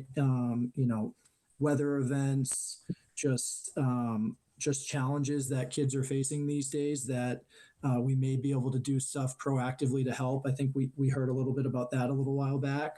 Mm-hmm. So I think there's just, different things that just haven't been in our scope frankly, we're probably doing some of it, right? That, I'm just not aware. And then I think beyond that, if I look at something that, this was more of a tactical thing for, thinking about the select board in the broader sense. These last 2 years for me, I think about, Gary and Joe, when we do the, your performance reviews, I'll be very honest. It's been a challenging thing to do. I've obviously spent a lot of time around the fire department growing up, but I would never pretend to have spent my career in there. Things that you guys every day and you've been doing for decades. It's been hard as someone coming in to, performance manage that. So I think the board could use this as, ways to kind of set better goals for the town and for our leaders. It's not just you two, Elaine, we talked about the same thing. So I'd like to, look at things like that as well. So I will pause there and kind of hand it over to all of you, initial thoughts, feedback. Chief Doherty, you want to go first? Do you want me to? I know I saw your hand up. Doesn't matter, Mr. Bishop. I think we're both probably going to talk about the same thing. Just so the board's aware, we do a lot in the emergency management realm. Police department, schools have been working together for the past couple of years. We've also partnershiped with Mass Maritime, their emergency management program. So last year we actually did a townwide with all the department heads, a tabletop exercise focusing on a natural disaster at one of the schools. We also have a partnership with them again this year. We have another tabletop exercise coming up focusing on an incident at a marathon. And then we're also working with another individual to do something with the water department. So we are doing a lot of things behind the scenes. And then I'll probably let Mr. Bishop talk about the I Love You Foundation and some of the stuff we're doing for after the active shooter type events.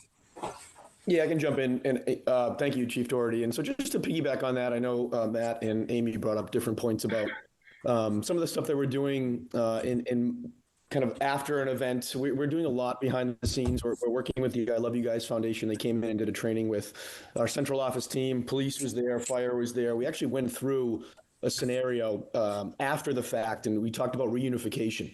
And to Amy, your point, having the buildings close by, what would that look like? Where would students go? How would we get parents involved? So We don't get into all those details with the community, but there's a lot that goes on behind the scenes. We meet as a police, fire, and school system monthly for our district safety task force, and we go through all different types of scenarios. We just had a weather drill at the middle school, an active shooter drill is coming up at the high school in a few weeks. So we're always prepping those. We're talking about how it's going to work, trying to look at different things to make sure that we have drills that are useful for our staff and for our students. We've talked about doing some more drills at the elementary level. That has not been something that we've done historically here in Hopkinton, but something that we're considering doing. So I've been impressed with the collaboration and the work that goes on behind the scenes. I do think having an audit come in to be able to point out any blind spots, I think is important, but I'm also excited for them to hopefully come and see some of the good stuff that we're doing as well, because I think we do have a really strong partnership.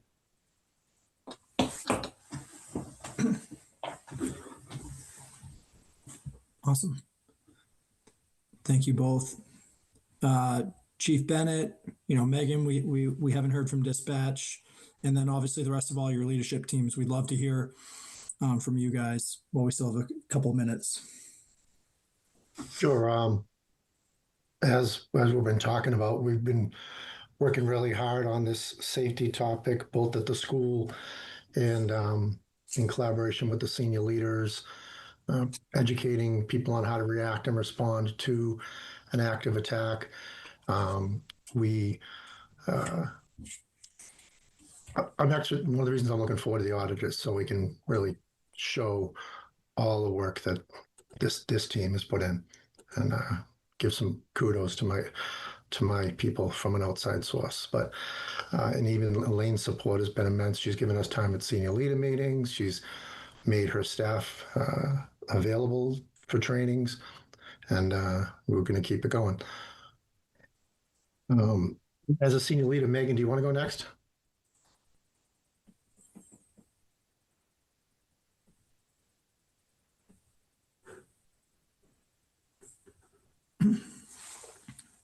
She's on mute if she's talking.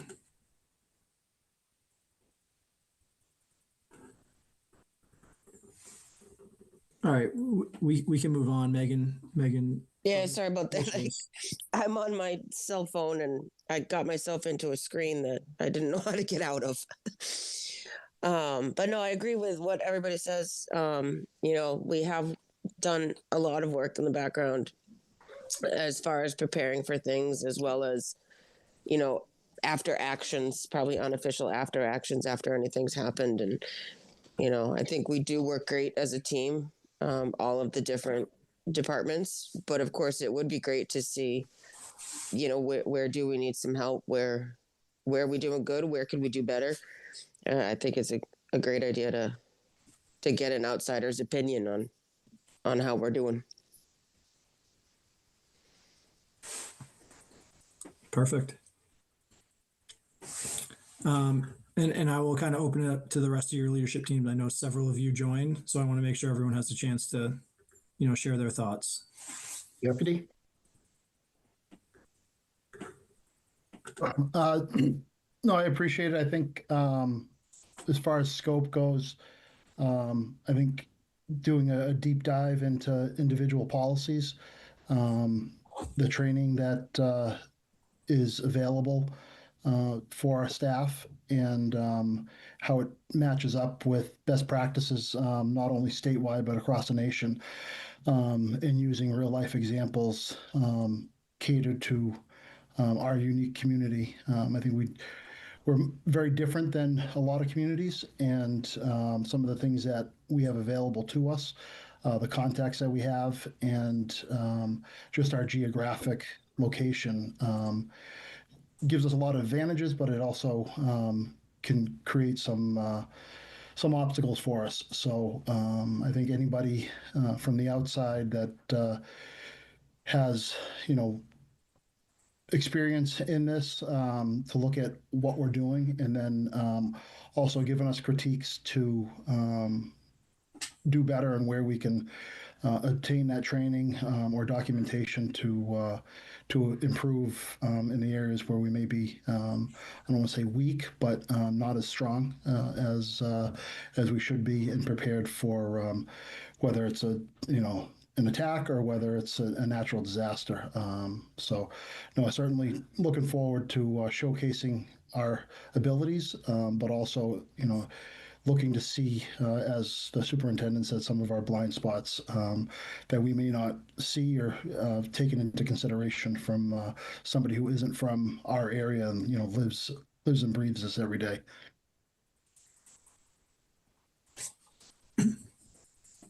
Great. Thank you, Deputy. Was there anyone I missed or that we missed? Yeah, Matt McNeil for the PD. Hi, Lieutenant. Hey, how are you? I just want to piggyback on what everybody else said about how we're working together. We cross-train. And the biggest thing the deputy mentioned is policies. Coming off, we just got accredited. I devoted an entire year and we've either developed new policies or have reviewed over 120 policies. And they're on schedule to be reviewed, all the time. So we find new trainings like the I Love You Guys training that we got with the school. That's not part of our policy, but it may be in the future since all these policies are continuing to grow and change, and we use the best practices in law enforcement. So working collaboratively, it certainly helps us manage and create policies that work well with everybody. Awesome. Thank you, Lieutenant. So, like Elaine, we haven't heard much from you. Love to get your thoughts here. Obviously, you and I have talked about this, quite a bit, but I'd like you to share, especially since you'll be spearheading this initiative. Yeah, I'm just taking notes, and we'll come up with a brief scope that we can put out to consultants and see what it costs. But yeah, it sounds like it's an audit of policies, practices, procedures, services, including new technology, training gaps, and using some real life examples, things that are unique to Hopkinton, perhaps, and then focus on coordination and communication with everyone. So the scope is broad, but I think that's something that we can probably pull together. Perfect. Yeah, I can't echo enough. First of all, thank you to everyone taking the time tonight, jumping on. I know it's been a busy week for all of your departments, with everything with the storm. But I really believe like this is going to be a very positive thing. I think it's going to show a lot of the success that you guys are doing behind the scenes, that I've been aware of. And then, and anywhere else that we can do any additional good, it's only a benefit. So, I thank you all for that. Any final thoughts from anyone before we, let everyone get back to their nights? I just want to take a minute, since we have the PD here, to give them congratulations on their accreditation that they earned recently from the Massachusetts Police Accreditation Commission. Thank you for saying big deal.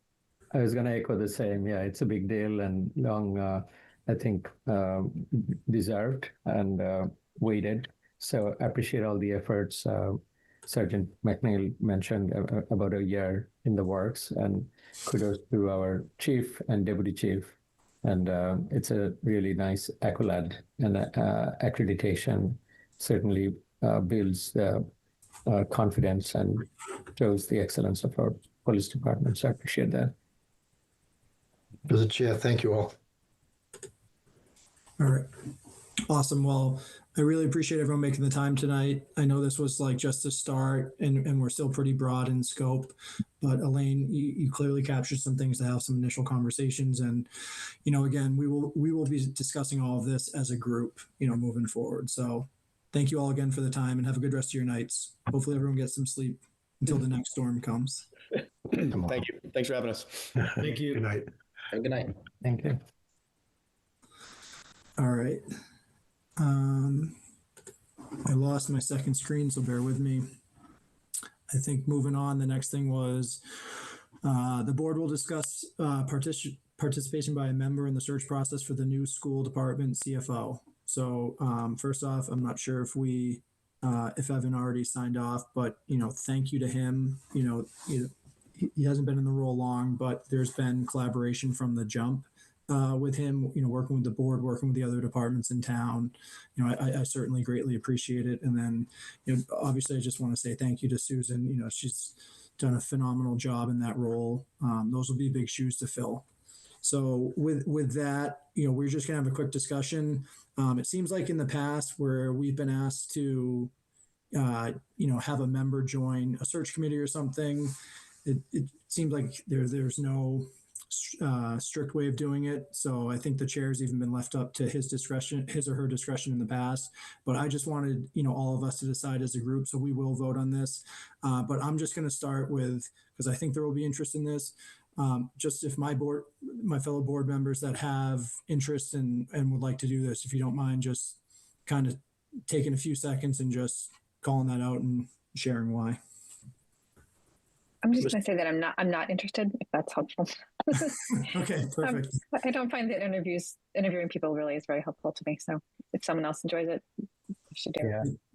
I think, I would appreciate, anyone's interest, but I just want to put out, I would be interested, and I've been liaison to school and also liaison to the budget advisory. So I work with this position a lot, or interact a lot as well. So I think I would, it would be, I think I can contribute to the selection process based on that experience and that relation. So I would be interested.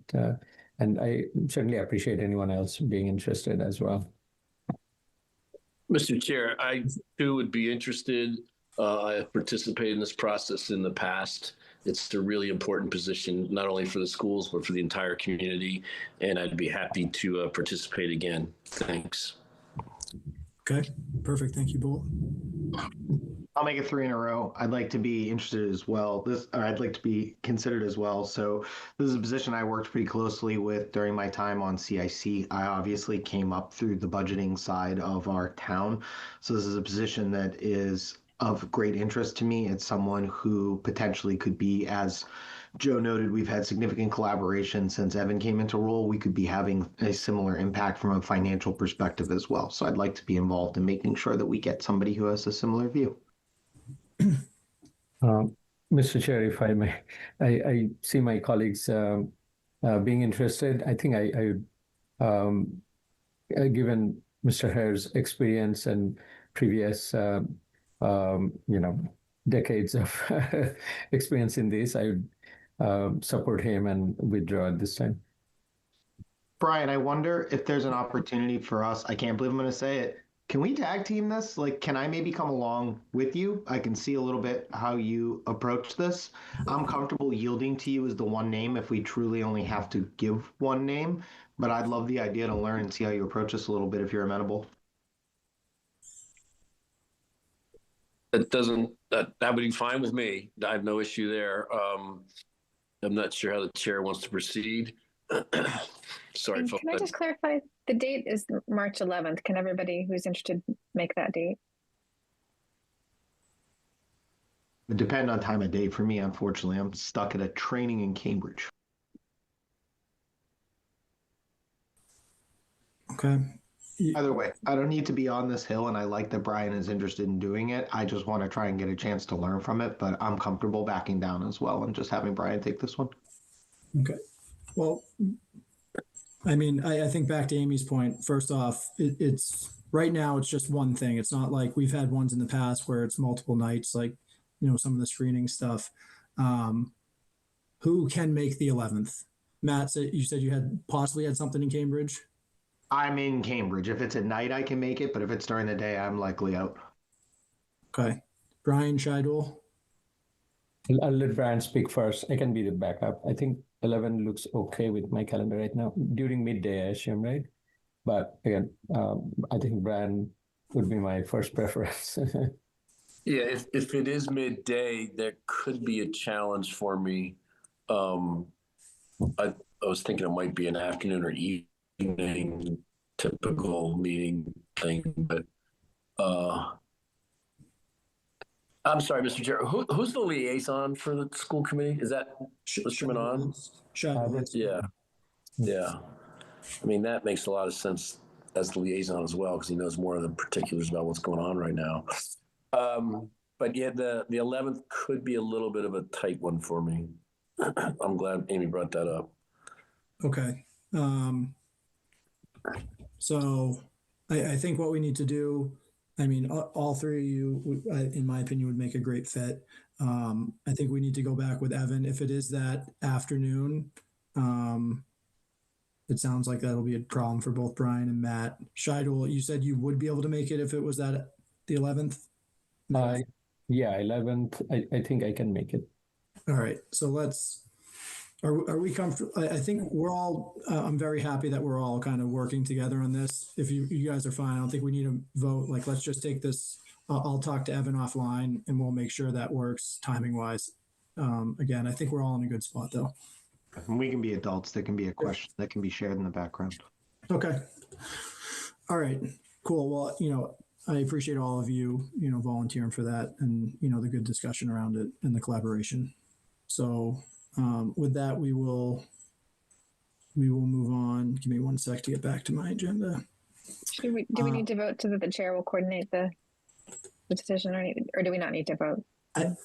That was more of a formality. I thought was nice, Amy, Okay. just for us to work together. It sounds like everyone, if you guys would like to do that, that's fine. It wasn't necessary though, based off of this whole thing. Yeah, that's fine with me. We agreed upon you're going to find out the exact time and then we'll figure out who's going to do it. Yeah.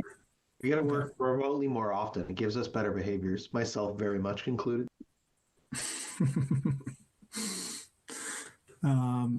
All right. So moving on. Next, the board will consider reviewing and discussing preparations for the Saturday, May 2nd, 2026 annual town meeting. The board will consider setting the time of annual town meeting, reviewing the draft warrant, including the language of its own articles, and reviewing ideas to maximize attendance at the annual town meeting. So Elaine, do you want to jump in here? Because we're obviously going to go through a couple of things. We're going to go through the articles recommended by the board to start. I think we've also, did we already let in Connor and Zach to join us around, once we get to the part around like how we can drive attendance? I think that'll be good. And then also, of course, the time. I think moving to a Saturday for the first time, I'm really interested and hopeful that we drive larger attendance. But I haven't put any personal thoughts into, is it 7 a.m.? Is it 9 a.m.? Is it 10 a.m.? So I'd like to kind of start with, who has thought about that and what they think is best. Has anyone thought about that? And it's fine if not. So I've looked over the draft warrant and there's a couple that I think are going to result in some discussion, but hopefully not an overwhelming amount. I think starting at 7 or 8 would probably not be good for attendance, and starting too late, we're going to run the risk of not finishing the warrant in one day. I would say a 9 or a 9:30 start would probably be late enough that people are not dragging out of bed, but not so late that we're going to have to worry about, well, when do we schedule the next day of the meeting? Okay. Thanks, Zach.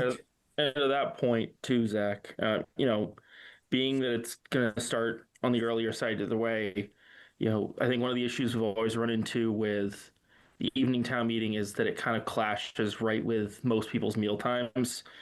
We can kind of, if we make that like more of the 9 o'clock area, 9 o'clock range, that kind of gives people a little bit more time to get something in their stomach before they come on down to the middle school. Good point. Thoughts from the board on that? I guess I had a question about, there's a lot of town hall staff that will need to attend, and is 9 o'clock good? And does it allow enough time for preparation of the site, or they'll do that the day before? I think the 9 o'clock would work fine. I think a lot of the preparation could be done ahead of time, but also, not sure kind of the election workers would arrive between 8 and 8:30 perhaps. Yeah, so they would just arrive a little bit earlier. And yeah, if we had that start time, we'd have plenty of time to do most of the prep work the days leading up, especially with it being on a Saturday and there not being school. We could probably even do some of the setup after school gets out on Friday. Yeah, I think, as I recall, during the pandemic, when we had the Saturday outdoor town meeting, the first one, it was at 9 o'clock, and getting there at 8 for setup was fine, which we couldn't set up the night before because it was outside. A lot of things, so I think that worked well.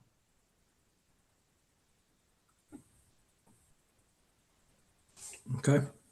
From the board, sounds like that 9 a.m.-ish start is, a good recommendation. Anyone have any different thoughts? I had 9 to 10 in my head, so I'm happy to hear that's the number popping up.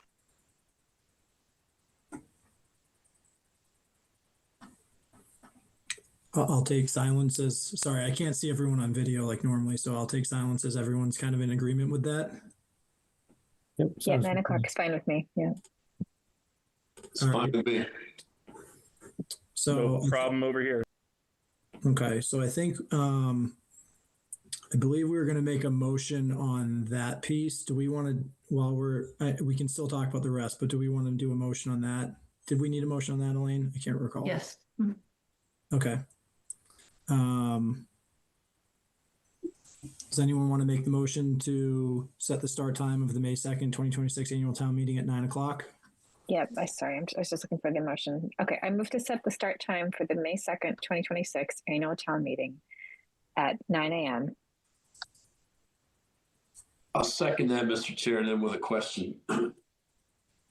Okay, so we got a motion and a second.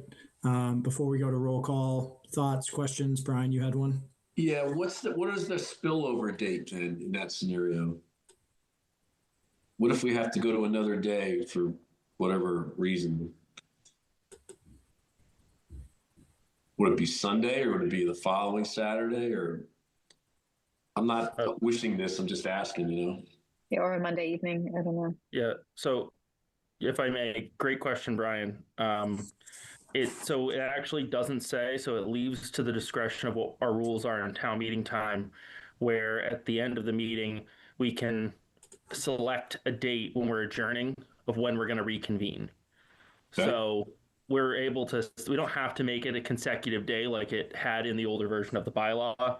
We can just say, we're going to meet again on Monday night of the coming week, or we could, if there's other issues with the space that day, then we can pick another day accordingly. Okay, thanks. But I assume before we get to Saturday town meeting, you'll know when the room is available. Like you'll know that Monday might work or following Saturday will work, because we don't want to be deciding on the fly and looking up if the room's available. Yeah, we'll have a recommendation. We'll look into making sure we have recommended dates and times for if we have to go to a second day. Okay, so we only have to decide the first day now, and before we get to the actual day, we'll have a backup date. Perfect. So with that, we did have the motion and the second. Any other thoughts from the board? All right, then we will go roll call. Amy? Amy Arterbush, yes. Matt? Matt Kisner, yes. Brian? Brian Herr, yes. Shidul? Shidul Manan, yes. Joe Clark, yes. So, all right, so town meeting is set for 9 a.m. on May 2nd.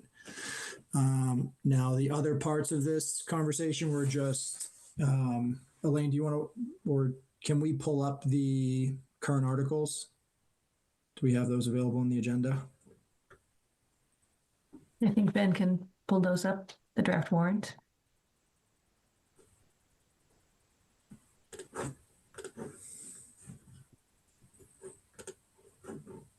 It's many, many pages.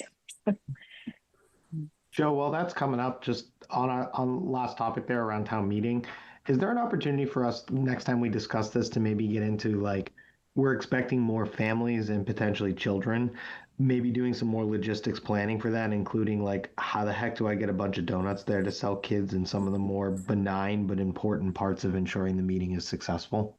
Yep. So, and again, we can talk about that a little bit now. You know, I never anticipated us to just finish this tonight, right? Like we're at the next couple of meetings, we're going to be talking about this more and more because it's just that, right? Are there foods? You know, I'm sure just off the top of my head, it would be very easy to get a food truck knowing that, you know, hey, there's a couple hundred people going to be at the middle school from 9 to, you know, just at least 2, and they would need lunch. You know, there's things like that we can do. So we can talk about that a little bit now, but this will not be the end of these types of conversations, Matt. Okay.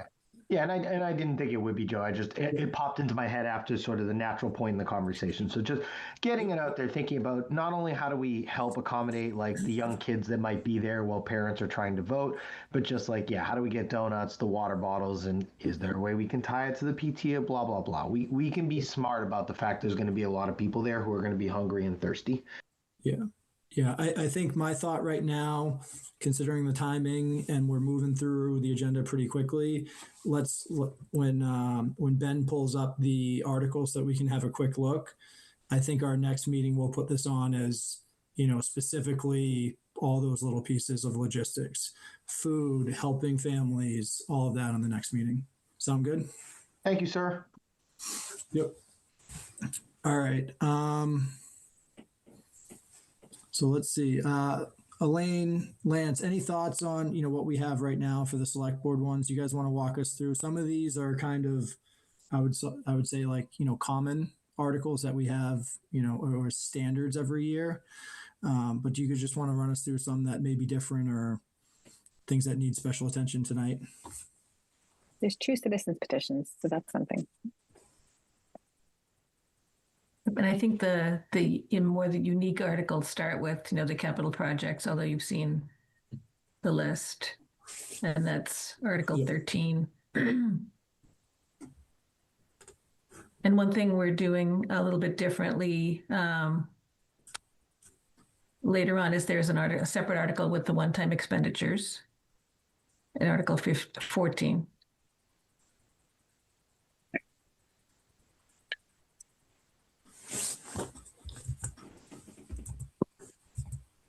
And then rather than having separate articles for each capital project for water and sewer enterprise, we've grouped those into one article for each, where people can pull out ones for separate votes and so forth. So the way we've done for the CPC projects, we would take that model and use that for some of the capital projects. Okay. So that's new for this year.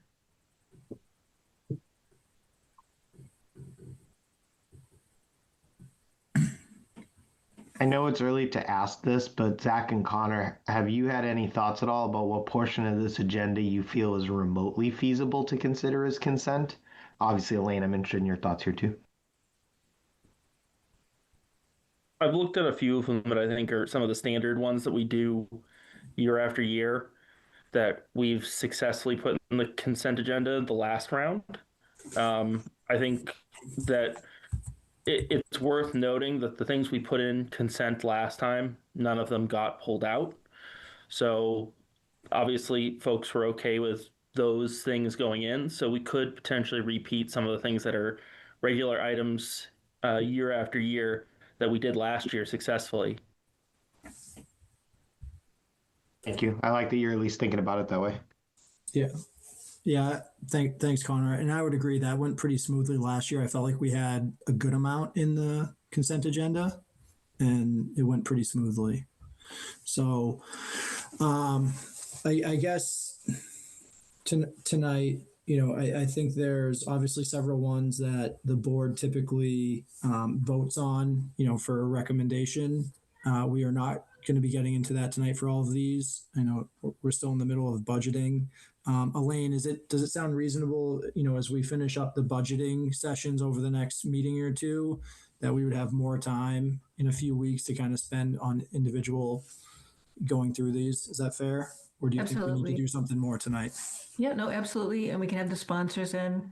Just as you're looking through, there's also the first draft of the electric bicycle article as well as in here. Yeah, I think we're gonna need quite some discussion time on that one ahead of town meeting. And as I mentioned, there were 2 citizen petitions. Yeah, one was what was it, drainage, and the other one was Osceola Drive. Correct. Did anyone want to discuss those tonight? We should just be prepared on Osceola. I mean, I'll speak candidly. It's Parker. Parker is active. He's smart. He's going to have his street ready, and he's well liked in town.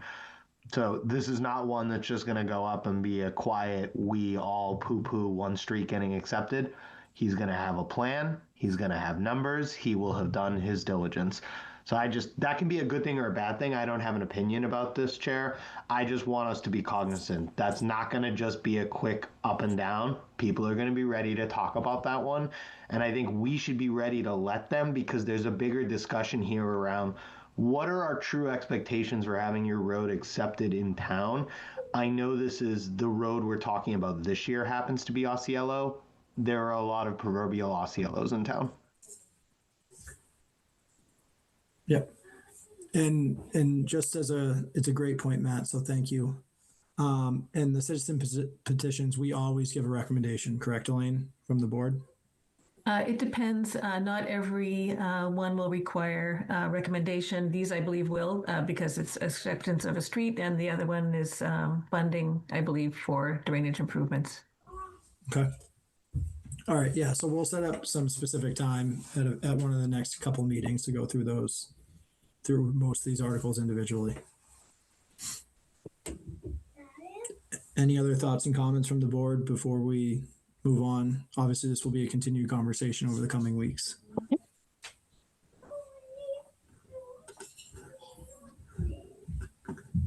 Okay.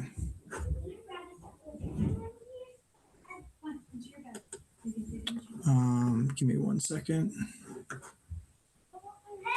So I think next was the town charter survey. I'm just getting back to my screen. So the board will review and discuss responses to a survey from the Charter Review Committee. You know, I have this up. Well, I had it up in front of me. But Elaine, do you want to introduce this? I think, you know, as I looked at some of these responses, you know, while I would say for each question, there was at least one, if not two, kind of comments around an opinion for where that should go. But in general, my feeling was the board kind of agreed on the questions as an overall. Do you think I should go through as a whole the responses? What's the best course of action here? I think the intent was that we would compile the responses, and then people would discuss them and determine, you know, how we'd want to respond to the survey. So probably some discussion for most of them. Yep. So does everyone kind of have them and the responses in front of them? Or should I? Yeah, I do. Go through them? We got them. Okay. So I'll start, you know, with the first question. Have you encountered problems, issues with rules in the current town charter that have affected your ability to do your job? And if yes, explain in detail. So, you know, the responses were overall just, you know, mostly no. I think there was a couple of things, you know, one person wrote, in my legacy capacity, I did go to the town charter as part of trying to enforce and appropriately scope the role of CIC to be. And overall, the charter provides a solid governance framework and clearly establishes separation between legislative authority, you know, town meeting, executive authority, the board and town manager, and administrative operations. So, and then there were some additional challenges, operational challenges that were discussed. I'm very comfortable with everything that was written here. Did anyone, you know, not agree with comments in this response? Not so much not agreement, but there was a lot of sentences and bullets. So I was not sure what the ask was. What are we asking the Charter Review Committee to look at about that? Well, I think it's more this is a collection of our responses, right? So we need to be in agreement on what we send back to them. So, you know, again, I think I personally agree with everything that's on here. but do we put it all in? Do we shorten some of it just to, make it a little bit more concise? I think that's the type of stuff that we need to decide on. Yeah. I'm sorry, through the chair, I had sent my responses, but I didn't see the compiled version. Is it in the meeting agenda? Oh, it was a separate document. Yeah, it's not in the packet, Shidul. Vasuda sent that out this afternoon. Oh, I've been in meeting already. At 1:47. Okay. It's also attached to the meeting calendar for the meeting on the town website. Oh, thank perfect. Let me open that. Through the chair, while Mr. Manon's opening that up, I was going to make the suggestion that we kind of just pass it all. I like that we were asked structured questions. I suppose if there is distilled in like a central summary statement we as a board want to convey, I'd love to align around that. But at the end of the day, we all took the time to answer the questions and provide the feedback. There's 5 of us. I don't know that there's a lot of harm in just sharing it as is and challenging the smart people on that board that we've empowered to digest it. Again, if we want to summarize, why not? But it says what it says. Matt, I'm in complete agreement. I think it's a wonderful idea. I thought you'd like that.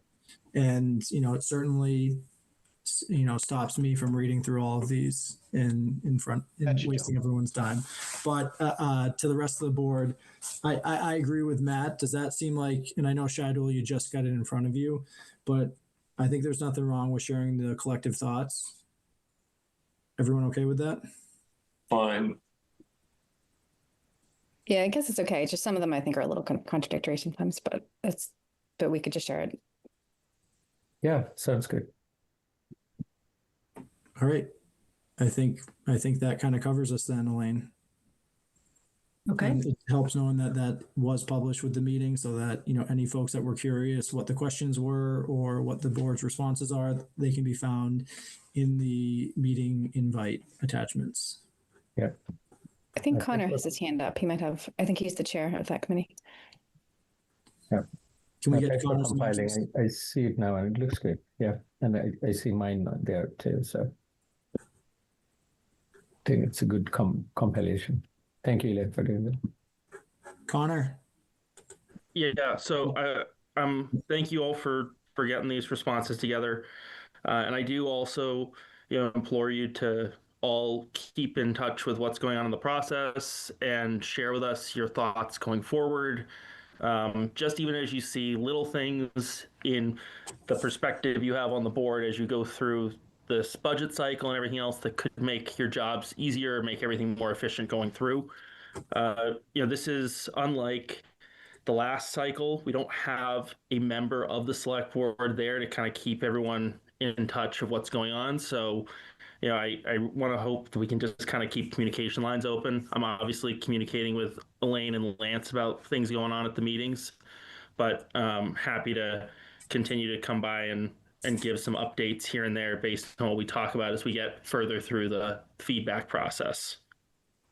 Yep. No, and Connor, would you mind if we I have full confidence in you leading that process. Would you mind if, we kind of look for you to say, when our meetings are, and if you want to come and be a part of that and share an update on something new, we would love to have you. So I'm absolutely always happy to. Yep. All right, let's go that then. So just, anytime you feel like, something new happened and you want to update us, just, let Elaine and I know and we'll add you to the agenda. Sound good? Perfect. Thank you very much. All right. I think we will move on then to the board will consider approving a 1-year agreement with the Massachusetts Division of Standards to provide weights and measure services. Select board is the appointing authority for the sealer of weights and measures, which is an annual appointment. So Elaine, I think you introduced this a little bit before when we were doing the budget around, how our sealer passed away, unfortunately.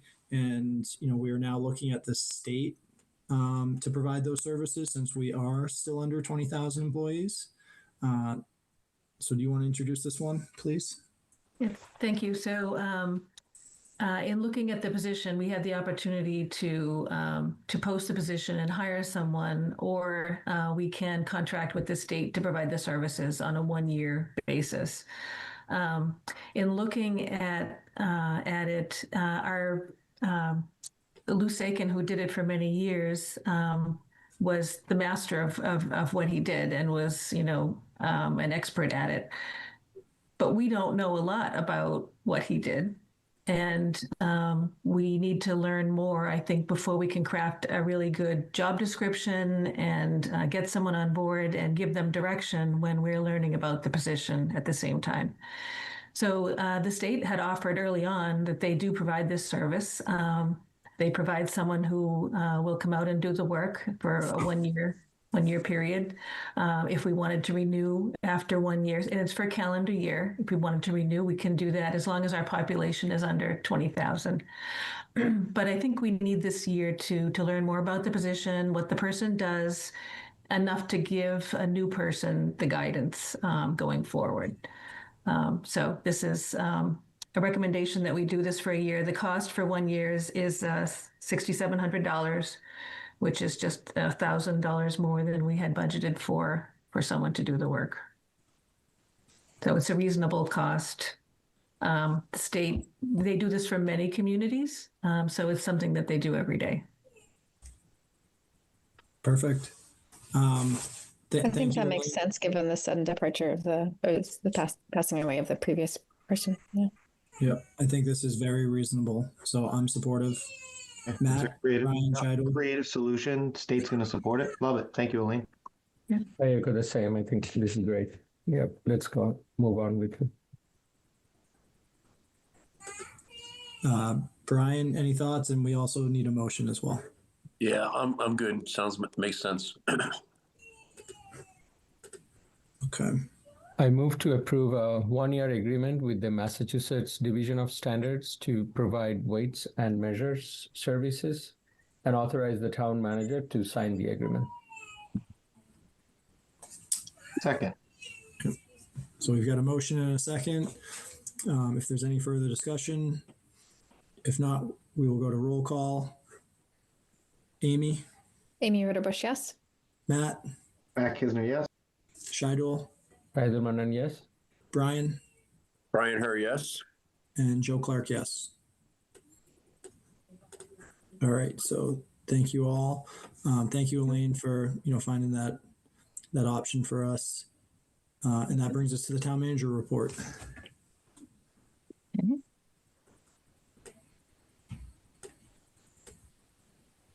So for this week, I'm requesting approval to post a couple of vacancies that are existing right now. First is the Deputy Communications Director. This is a new position that was created in last year's budget cycle.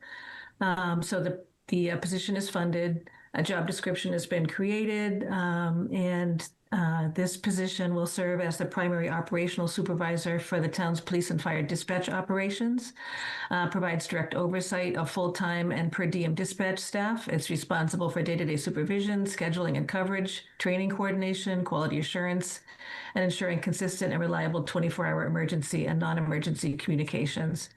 At this time, the director handles all of the supervisory and administrative work for the department, and as was discussed in the last budget cycle, it has become overwhelming for the director, and so this position would take on that responsibility, or some of that responsibility. I'm very supportive of that communications director position, especially because I know the pain. I spoke to the dispatcher group and the director, and I also heard that sometimes the director also proxies as the dispatcher herself. So this would definitely alleviate a lot of the pain points around, and the workload has increased. I know that, and it's funded, so great to hear. Thank you, Len. Yeah, Megan's been screaming for this one for a while. I'm happy to see it. The next position is actually DPW intermittent laborers for this summer.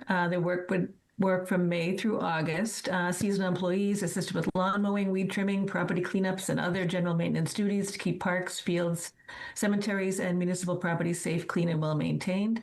It allows the full-time DPW staff to focus on infrastructure projects, preventative maintenance, and other high-priority operational work during their busy season.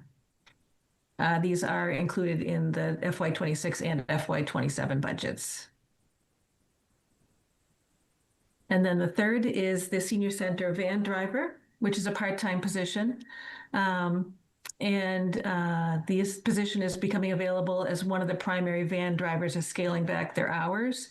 And so the current staff don't have the time to fill in. And so this additional part-time person will fill that gap. And that serves the senior center population. Perfect. Thank you, Elaine.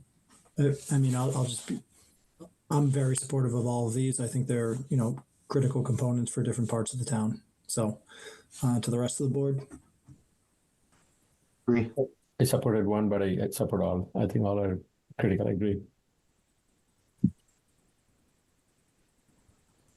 Any other comments, and we do need a motion on this one? Mr. Chair, I move to approve the posting of the Deputy Communications Director, Senior Center Van Driver part-time, and DPW intermittent laborers position. Was that a second, Matt? Yes. Thought so. All right, so we got a motion and a second. Any further discussion? Roll call. Matt? Matt Kisner, yes. Scheidel? Scheidel Manon, yes. Amy? Amy Ritterus, abstain. Brian? Brian Herr, yes. And Joe Clark, yes. So that is 4 and 1 abstention. Carry on, Elaine. And then the final item was just to review the meeting schedule leading up to town meeting in case there were any conflicts. In looking at April, we do have a meeting scheduled school vacation week. So didn't know if you wanted to reschedule that one or hold the discussion of the town meeting presentations into another date. So something to think about. We'd have to do that right away, but yeah. I did notice that we do have a school vacation date there. Yeah, we've got a couple meetings coming up. I mean, we're going almost every week in a row, right? So let's hold off on that tonight. And that's it. Can I add, the town meeting is very early this year, May 2nd. So if we were, for example, to cancel the April 21st, the EHAP had already scheduled the Know Your Vote for the following Tuesday because we could see on the calendar there was no select board or school committee meeting that night. So just if we had to, I'm available April break if we need to, but it could be hard to switch it to the next week since town meeting is so early. Can I ask a silly question? Do we actually have to meet on a Tuesday? No. No. So yeah, so like those are both great points, and I think we have the flexibility, seeing that we have a lot of meetings coming up, to move some stuff around. So I think we should get through this next meeting because we'll be closer to being done with the budget stuff, and then have a view of exactly what we need to do. I want a clearer plan of exactly what those next steps for a town meeting are before we make a decision. Got a few weeks to figure it out. Everyone good with that? Sounds good. Cool. All right. Thank you, Elaine. Was that everything? That's it for me. All right. Liaison reports, board invites. The one thing I called out before when we had public safety and the schools on, all the work that went on. I don't think I mentioned the DPW for all the effort that they put in the last 48 hours. I think they did a tremendous job cleaning up the streets, and I know there's a lot of work still to be done. So I want to just, remind the residents that they will be working through the next couple of days. But to the rest of the board. I have kind of a list whenever you're ready, but you want me to go?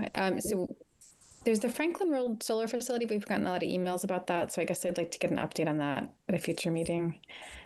And maybe we could look at the select board rules and procedures at a future meeting, because maybe after town meeting, but we hadn't revised those in many years now. And then I think we already have it on the future agenda item to the W2s to discuss that in public one more time.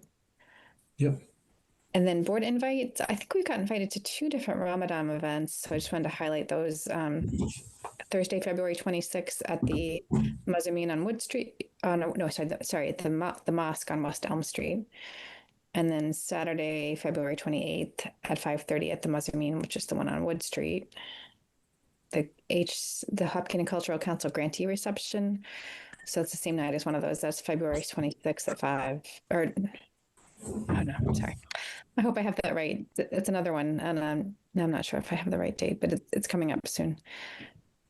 And the quilt show, the Marathon Quilters Guild, Friday, February 10th, or sorry, Friday, April 10th, 2026 at 7. And the Winter Farmers Market is getting some kind of award on March 8th that we're invited to attend. I think that's it. Yeah. It's a good amount. Maybe next meeting, Amy, because we've got several and they're coming up kind of quick.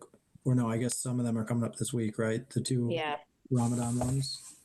Yeah, I just wanted to add, Amy, thanks for bringing that up. There are actually 3. Oh, there's 3. Oh boy. So there's 26th on Mosque Al Ikhlas near the Price Chopper, 28th on Masumin Center near Fruit Street, and March 4th in the high school, organized by the Muslim Students Association there. And then you're right, the HCA program is also coming.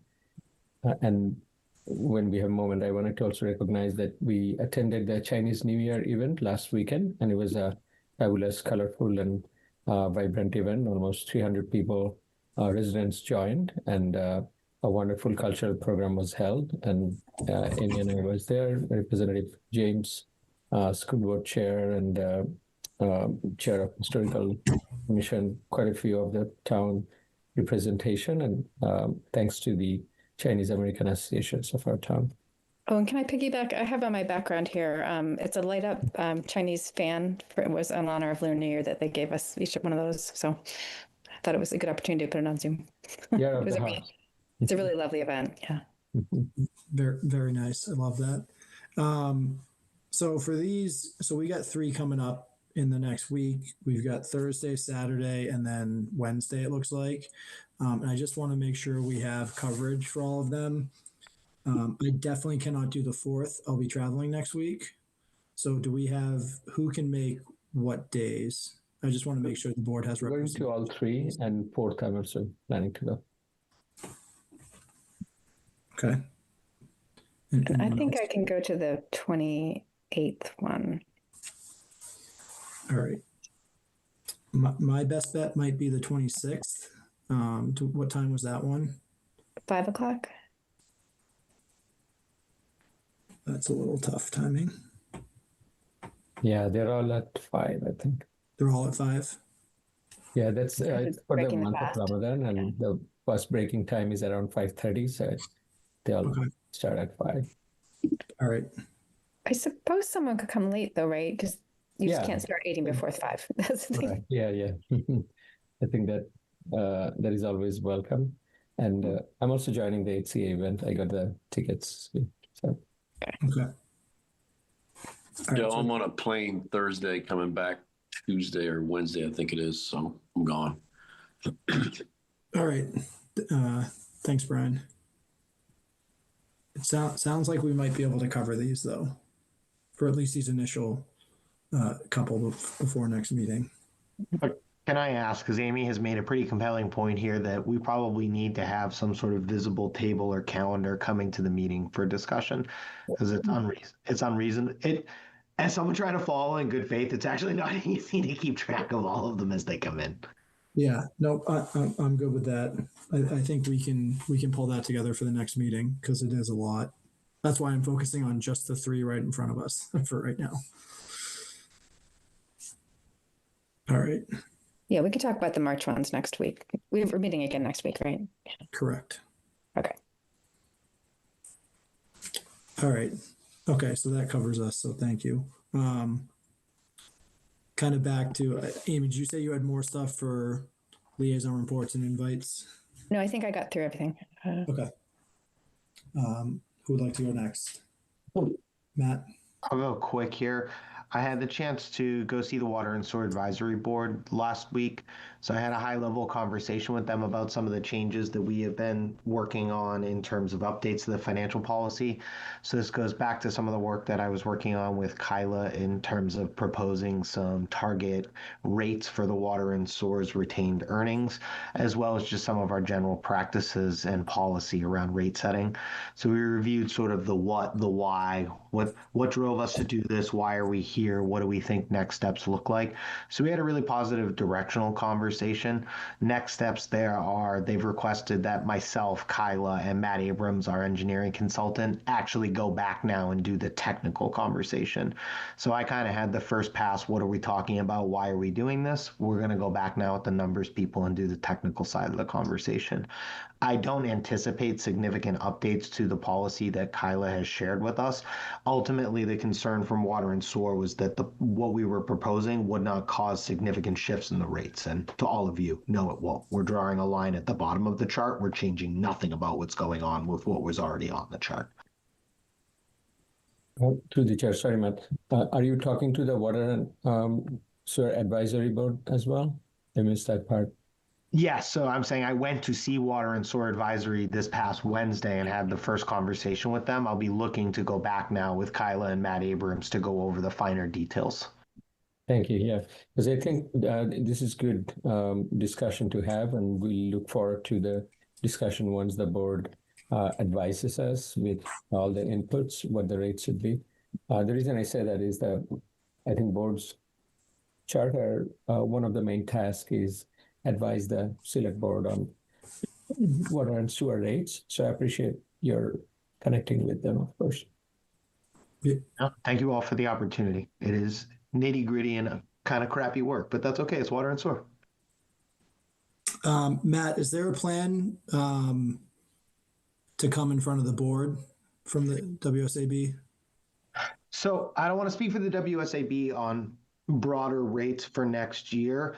I'm going to go back and finish the drive on the update to the financial policy, which Kyla already showed you. You've seen the draft language of that, or you at least have it in an email, and we've discussed it openly here, so I'm comfortable with the open meeting portion of this. I'm working on getting their alignment because ultimately, as Shahidul and you've noted, they're the advising board. I want to make sure that whatever I'm pushing as an update for us is something that they're recommended and aligned with as well. So I have a proposal I'm driving. We're going to make sure they're aligned. They'll ultimately come back to us with their alignment and final recommendations moving forward. The final action here, Joe, would be that we would then review the policy at large, a piece of which involves the water and sewer language. There's other stuff there as well. Okay. But so it sounds like, that's probably a month or so or two away. Fair?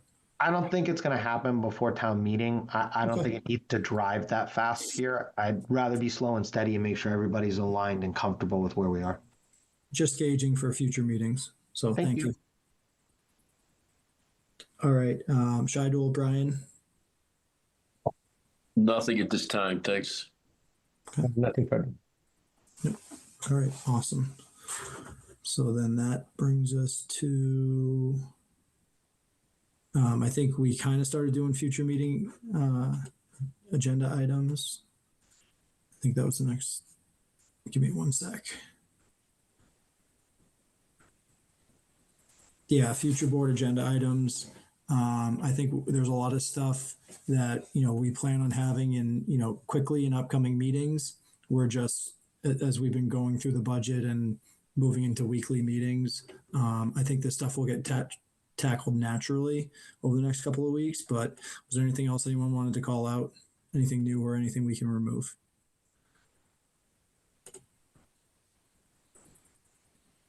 Okay. Sorry, Joe. I was on mute and couldn't find the button earlier. All right. So I was just browsing. I thought I mentioned it, but maybe wanted to add our overall strategic plan and master plan as a discussion agenda item. Okay. Joe, if you want to roll in, there's an agenda item there that I think I had put on about essentially that for open space. If you want to smash the two together and just leave like open space as a parenthetical there, to help you clear real estate on that list. Yeah, so you're talking about item L, Matt? Yeah, I'm pretty sure that was me. That was sort of where I was earlier about wanting the strategic plan and outline for how we were spending that money. All right, so we'll adjust that. Yeah. Do you think item D could be removed now? We've discussed that a couple times. Yeah, I'm fine with removing that. That's a good point, Amy. Like, we will continue talking about it, but I don't think we need that as a future item right now. Yeah. And item A, do we have further follow-up? I mean, I'd be happy to keep it open because there were some loose ends, but I wasn't in that meeting, so wondering. Let's leave it open for another meeting or two, just because I just sent the action check-in out to James, I think on Friday, following up on our last meeting there. So we'll leave one or two more there to at least get a final from me about what I learned, if nothing else comes of this. That's okay with everybody else. I am good with that. Sounds good. And coming back to the strategic plan, sorry, just to clarify, this L is only for open space? No, he's recommending broadening that to strategic plan, and open space is one of the items that will be part of that. Right. Right, The Matt? one I was talking about is the overarching town strategic plan and our master plan. It could be two items or one. The reason is master plan is more of a planning board responsibility, but my thinking is the strategic plan will lead to updates and upgrading the master plan. So I'm fine either way, but I agree with Matt. Space preservation can be tucked into that, of course. Okay. Yeah, I think we're all in agreement that it can be discussed. So If I we'll may, make sure. there's also an open space and recreation plan that our land use department is working on updating. So that's tangentially related as well. I think we could probably remove item E, the discuss preparations for the Saturday town meeting, because we're already in the thick of that now. It doesn't need to be we'll be talking about that at every meeting, probably. A real agenda item. Yeah, I agree, Amy. I think we can also, should we remove item G as well? We kind of put that on Connor to come back to us. Yes. Oh yeah, we've already initiated the process, so it seems like that can come off. Yeah. Okay. So yeah, so we're removing D, E, G.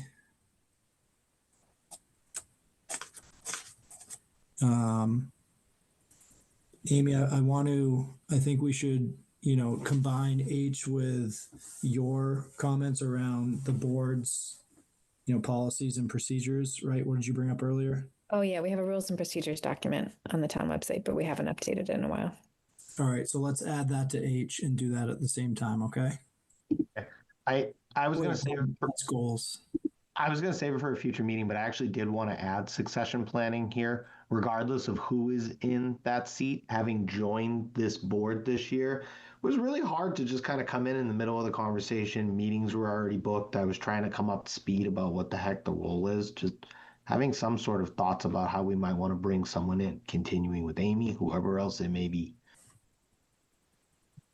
Establishing ways of work around it that are standard. That's a much better way of saying it. Sorry, Matt, you're talking about H still, or? No, I was adding to the conversation around goals and thinking as a specific sub-element just how the board functions in the period of transition after election. And if there is a new member, and I was reflecting my own experiences, really tough to come up to speed in terms of resourcing and knowledge management. Wondering if we want to have a thought about putting some policy or resourcing behind that as well and discussing it here as a board. Because when I started, I thought I had a meeting with the town manager, a meeting with town council, even maybe, and then signed up with the MMA to take the training. Right. Sorry, none of this is a criticism. None of that has happened. Okay.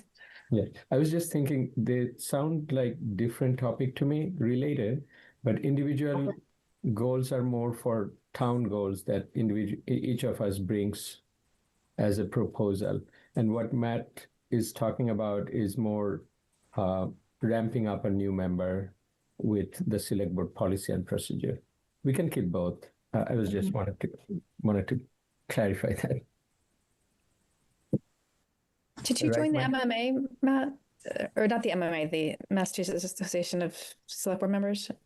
I did indeed, and I went to the training. Oh, good. Okay, so you did that. It was the training. Okay.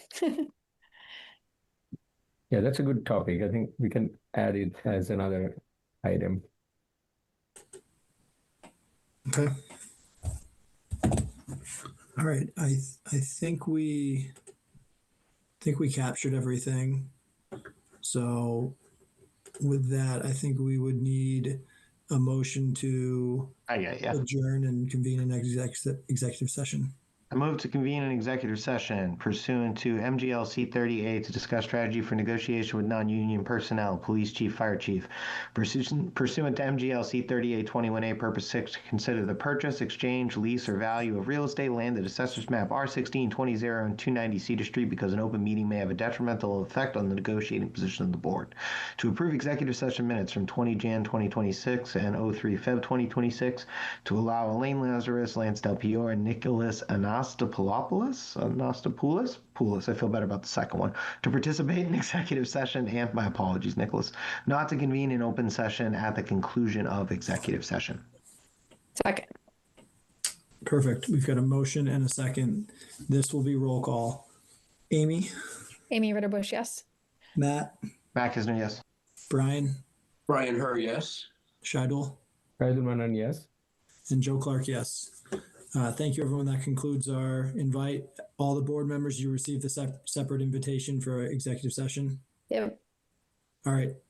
Awesome. Thank you. Thanks, everyone. Night.